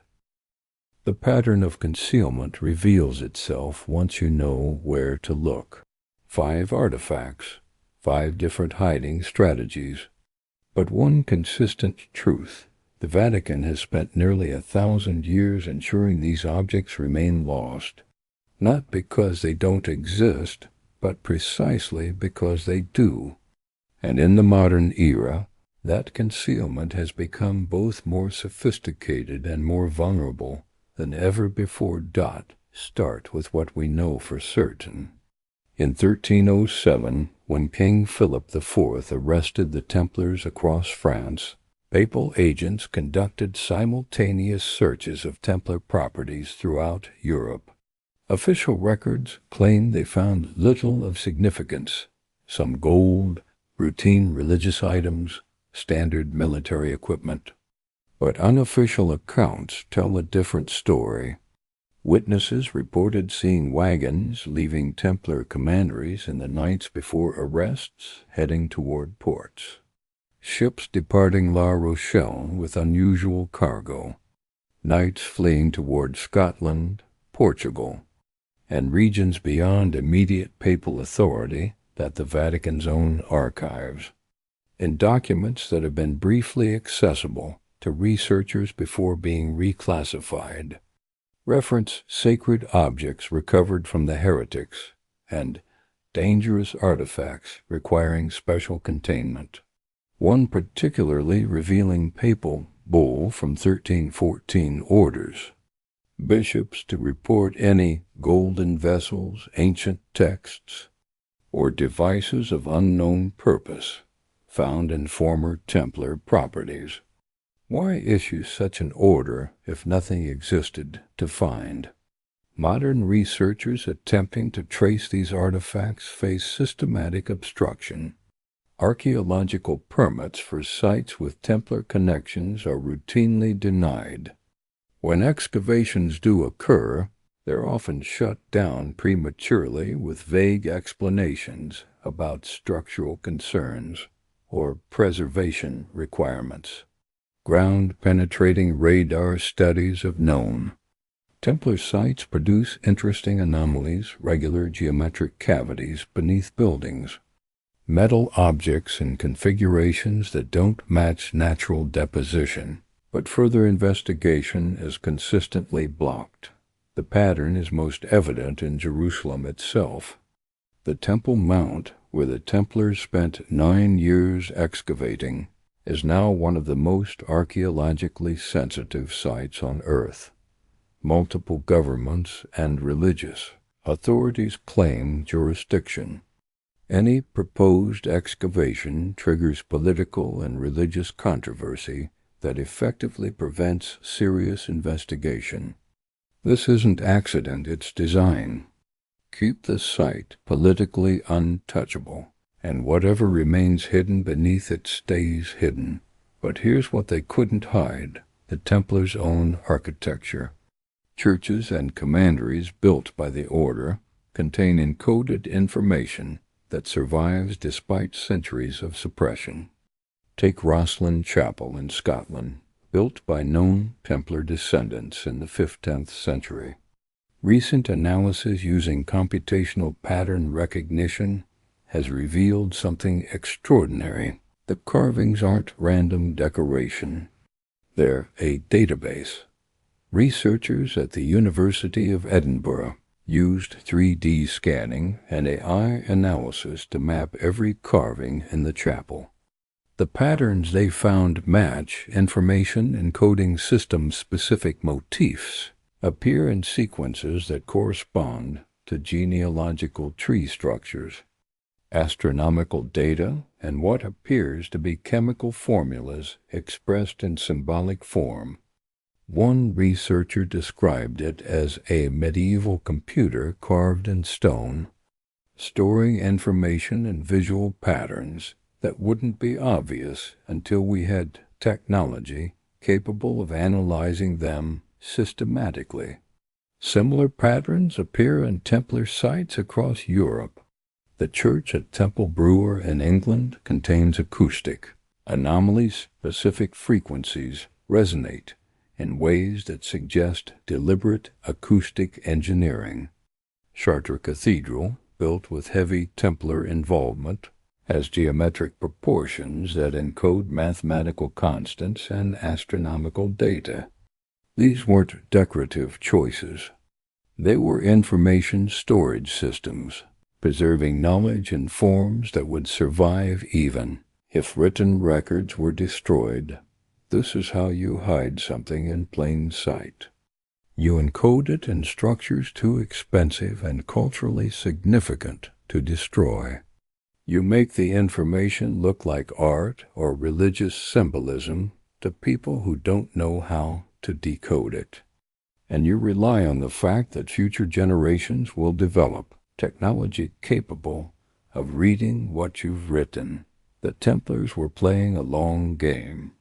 They knew their order might be destroyed, but they believed knowledge was too important to let die. So they created redundant storage systems, written documents hidden in multiple locations, architectural encoding in permanent structures, oral traditions preserved in secret societies, and possibly even genetic information bloodlines that carried not just biological descent, but cultural memory of the secrets that needed preserving. This last possibility is the most speculative, but also the most fascinating. There's growing scientific evidence that trauma can produce epigenetic changes that persist across generations. If trauma can be inherited biologically, why not information? Medieval people didn't have our understanding of genetics, but they understood that certain families seemed to possess knowledge that passed from parent to child beyond what could be explained by teaching alone. The families the Templars protected and strategically intermarried weren't just preserving bloodlines in a literal sense. They were preserving information encoded in family traditions, in practices that seemed like superstition, but actually transmitted specific knowledge, in family secrets that carried genuine substance rather than just dramatic stories. Modern geneticists studying these families have found something intriguing. Certain European noble lines that trace connection to the Templars show unusual genetic markers.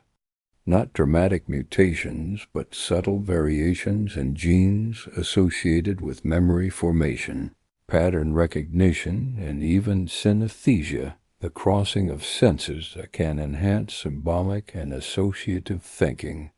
Were the Templars selectively breeding for cognitive traits that would help descendants preserve and decode information? We can't prove it. The sample sizes are small, the genetic analysis is preliminary, and correlation doesn't prove causation. But the pattern exists and demands explanation. Why do families with proven Templar connections show higher than expected rates of eidetic memory, enhanced spatial reasoning, and increased synesthetic experiences? Random chance? Or evidence of a breeding program spanning centuries, designed to create living repositories of knowledge? The Vatican's modern approach to these questions is revealing.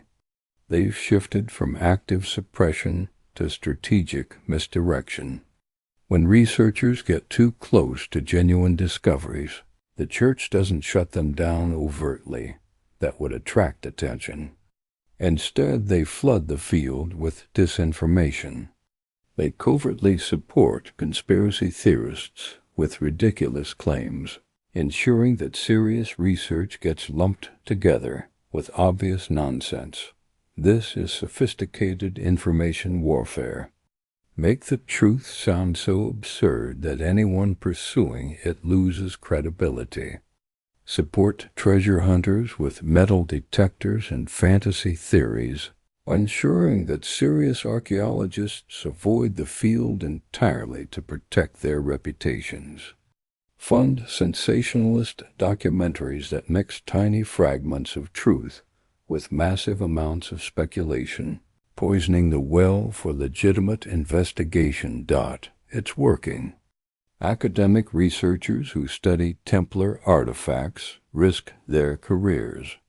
Publishers won't touch serious work on the topic because it's been so thoroughly associated with conspiracy theories and pseudo-history. The few scholars who persist find themselves marginalized, unable to get funding, denied access to archives and sites, effectively silenced through professional isolation rather than overt censorship. But the strategy has a weakness: the Internet. Information that was once controllable through library access and academic gatekeeping is now distributed across millions of devices. Researchers in different countries can collaborate without institutional oversight. Amateur investigators can share findings that professional archaeologists won't touch. The Vatican's information control, so effective for centuries, is becoming progressively more difficult to maintain. This explains recent changes in church policy. Pope Francis has made surprising statements about being open to revising historical narratives, about acknowledging past mistakes, about transparency in archives. This isn't sudden enlightenment, it's damage control. They recognize that complete suppression is no longer sustainable. So they're preparing for controlled disclosure, carefully curating what becomes public while still protecting the most sensitive revelations. What are they most desperate to keep hidden? Not the artifacts themselves. Most of those are probably gone, destroyed, or so well hidden that rediscovery is unlikely. What they're protecting is the implication of those artifacts' existence. The revelation that the Church has known for centuries that Christianity's origins are different from official teaching, that Jesus may have had descendants, that ancient civilizations possessed technologies we can't explain, that consciousness transformation is possible through methods the Church suppressed because they threatened institutional authority. These aren't just historical curiosities. They're existential threats to religious authority in the modern world. If people learn that the Church deliberately suppressed knowledge that could have advanced human development by centuries, it destroys whatever moral authority the institution still possesses. If evidence emerges that spiritual development is possible through direct practices rather than institutional mediation, it undermines the entire premise of organized religion.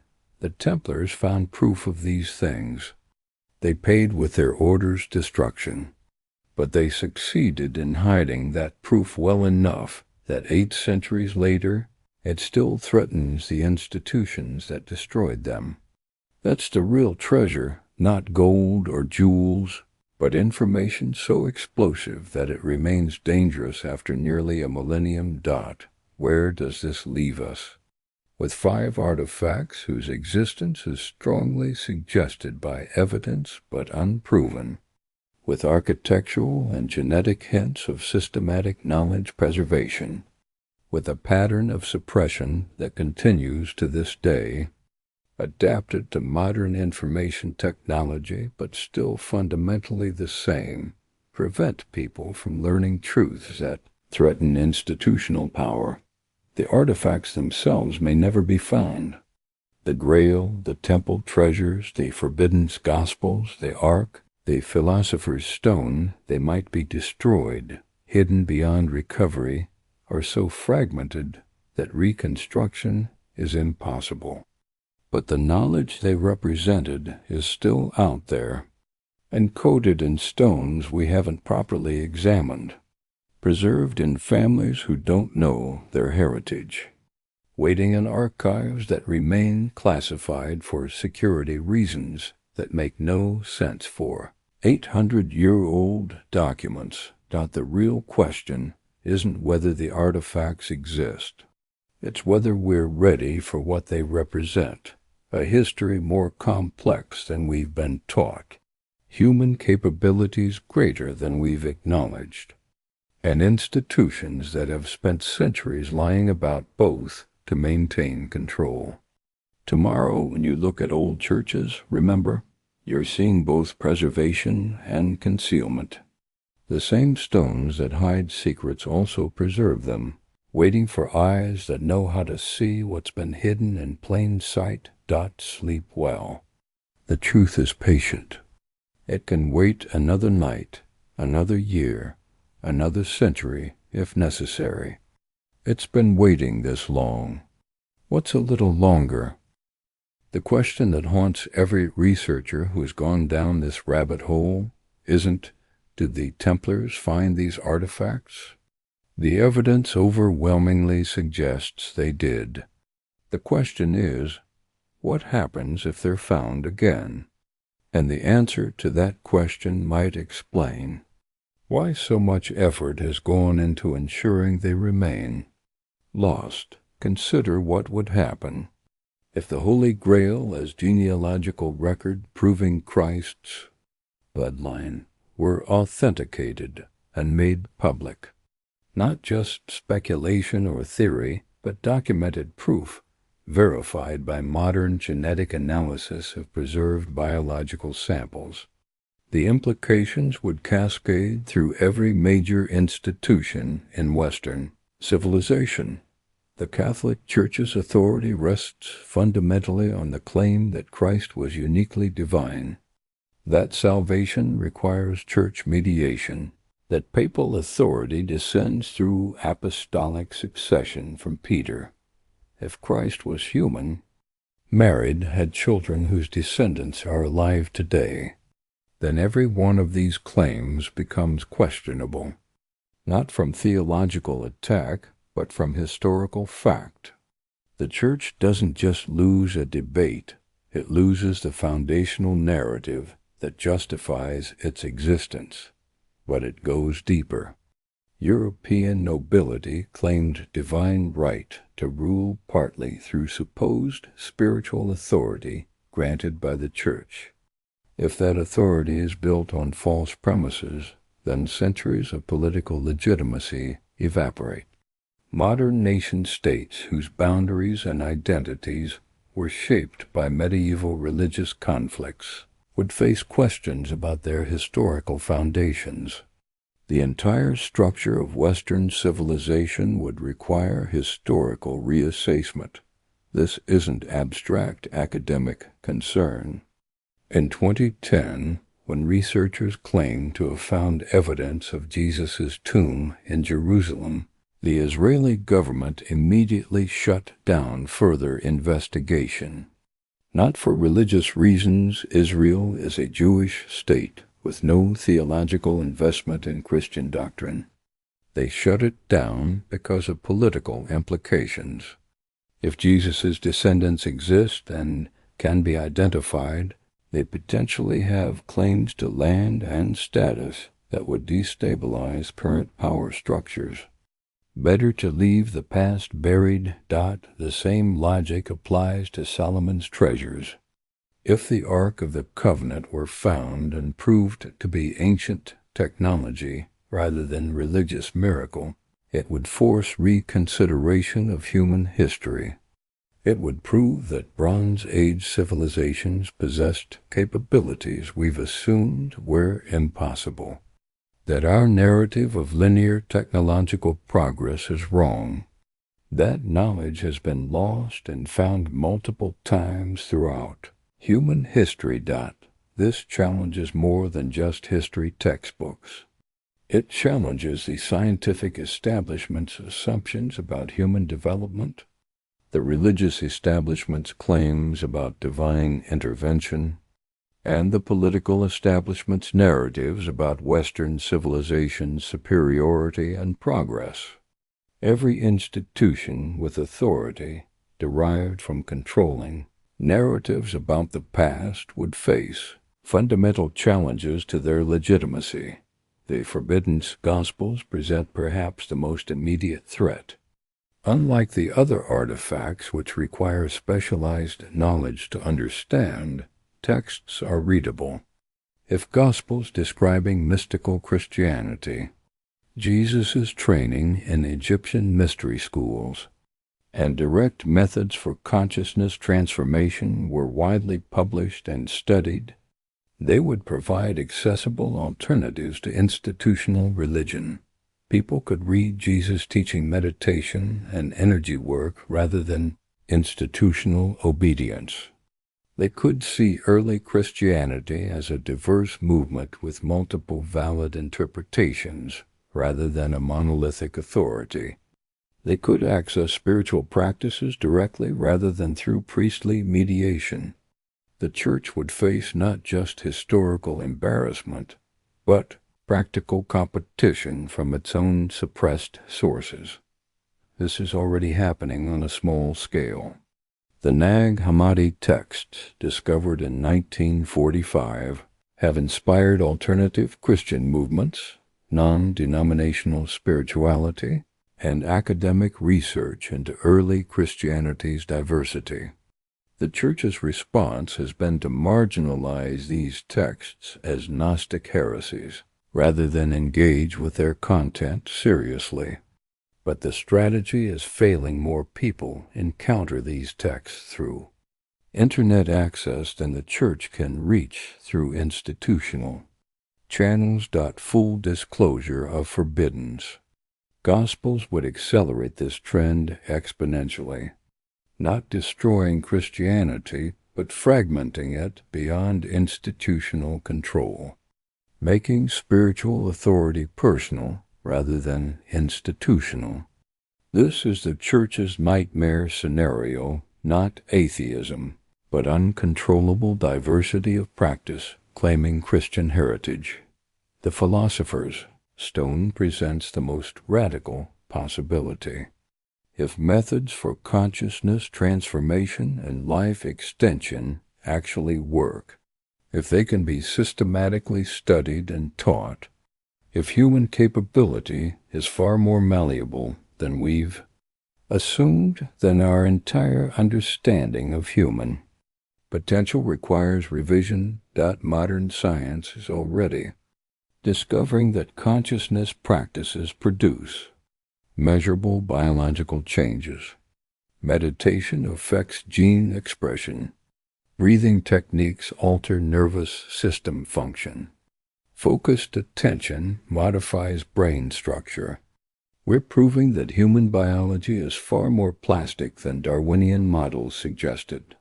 If alchemical texts contain additional techniques that amplify these effects, we're looking at a revolution in human capability, comparable to the agricultural or industrial revolutions. But revolutions are dangerous. They disrupt existing power structures. They create winners and losers. They generate conflict as old orders resist being displaced. Perhaps the Templars hid alchemical knowledge, not just to protect it from suppression, but to protect humanity from premature access to capabilities we're not socially or ethically prepared to handle. Consider, if life extension becomes possible, who gets access? The wealthy? The powerful? Those deemed worthy by some authority? History shows that transformative technologies invariably create inequality before becoming democratized, if they ever do. Nuclear technology gave unprecedented power to a few nations. Genetic engineering is creating similar disparities. Consciousness technology could be even more destabilizing. This might be the real reason for 8 centuries of concealment.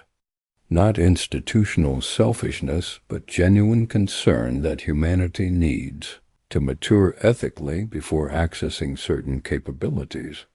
That knowledge which can transform consciousness and extend life should remain hidden until we've proven we can handle less powerful technologies responsibly. We haven't proven that yet. We've created nuclear weapons capable of destroying civilization. We've developed AI without solving alignment problems. We're engineering genes without understanding systemic consequences. We're not demonstrating wisdom commensurate with our capabilities. Maybe the Templars, having found artifacts representing capabilities beyond even our current level, decided we're not ready, that we need to grow up as a species before being trusted with technologies that can fundamentally alter human nature. But here's the paradox. Perhaps we need access to consciousness transformation technologies precisely because we're immature. Maybe the wisdom deficit that makes these technologies dangerous is the very problem they could solve. Alchemy's goal was transformation of consciousness, making people wiser, more integrated, more capable of handling power responsibly. Perhaps we need the philosopher's stone to become worthy of possessing the philosopher's stone. This circular logic is why the question of disclosure has no easy answer. Keep the artifacts hidden, and we remain stunted, repeating destructive patterns because we lack access to knowledge that could help us transcend them. Reveal the artifacts prematurely, and we might use capabilities we don't understand in ways that cause catastrophic harm. There's no safe choice, only different risks. Perhaps this is why the Templars chose the strategy they did: partial concealment. Hide the artifacts themselves, but preserve the knowledge in encoded forms. Make it accessible to those willing to do serious work studying symbolic systems, developing consciousness through practice.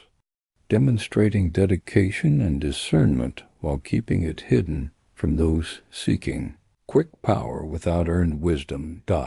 This is why the knowledge survives in secret societies, in architectural encoding, in practices that look like superstition until you understand their purpose. It's a filtering system. Those who approach with genuine desire for understanding will find pieces of the puzzle. Those seeking power for its own sake will find only confusion and misdirection.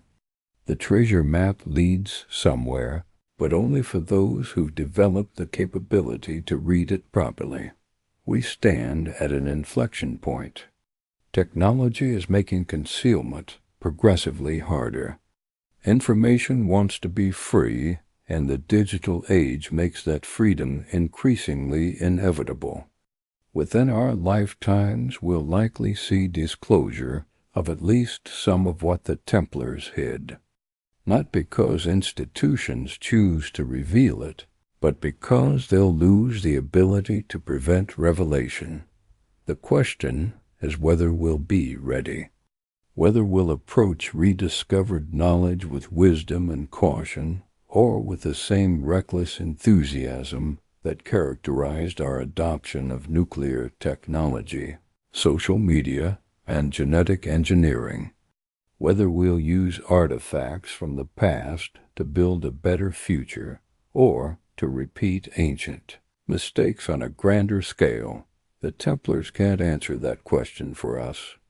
They did their part preserving knowledge through centuries when its existence was threatened, encoding it in forms that would survive institutional suppression, creating filtering mechanisms that make access require earned capability rather than just discovery.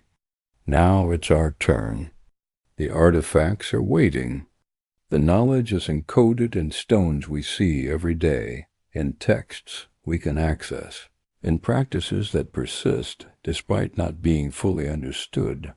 What we do with it when we find it, that's the test.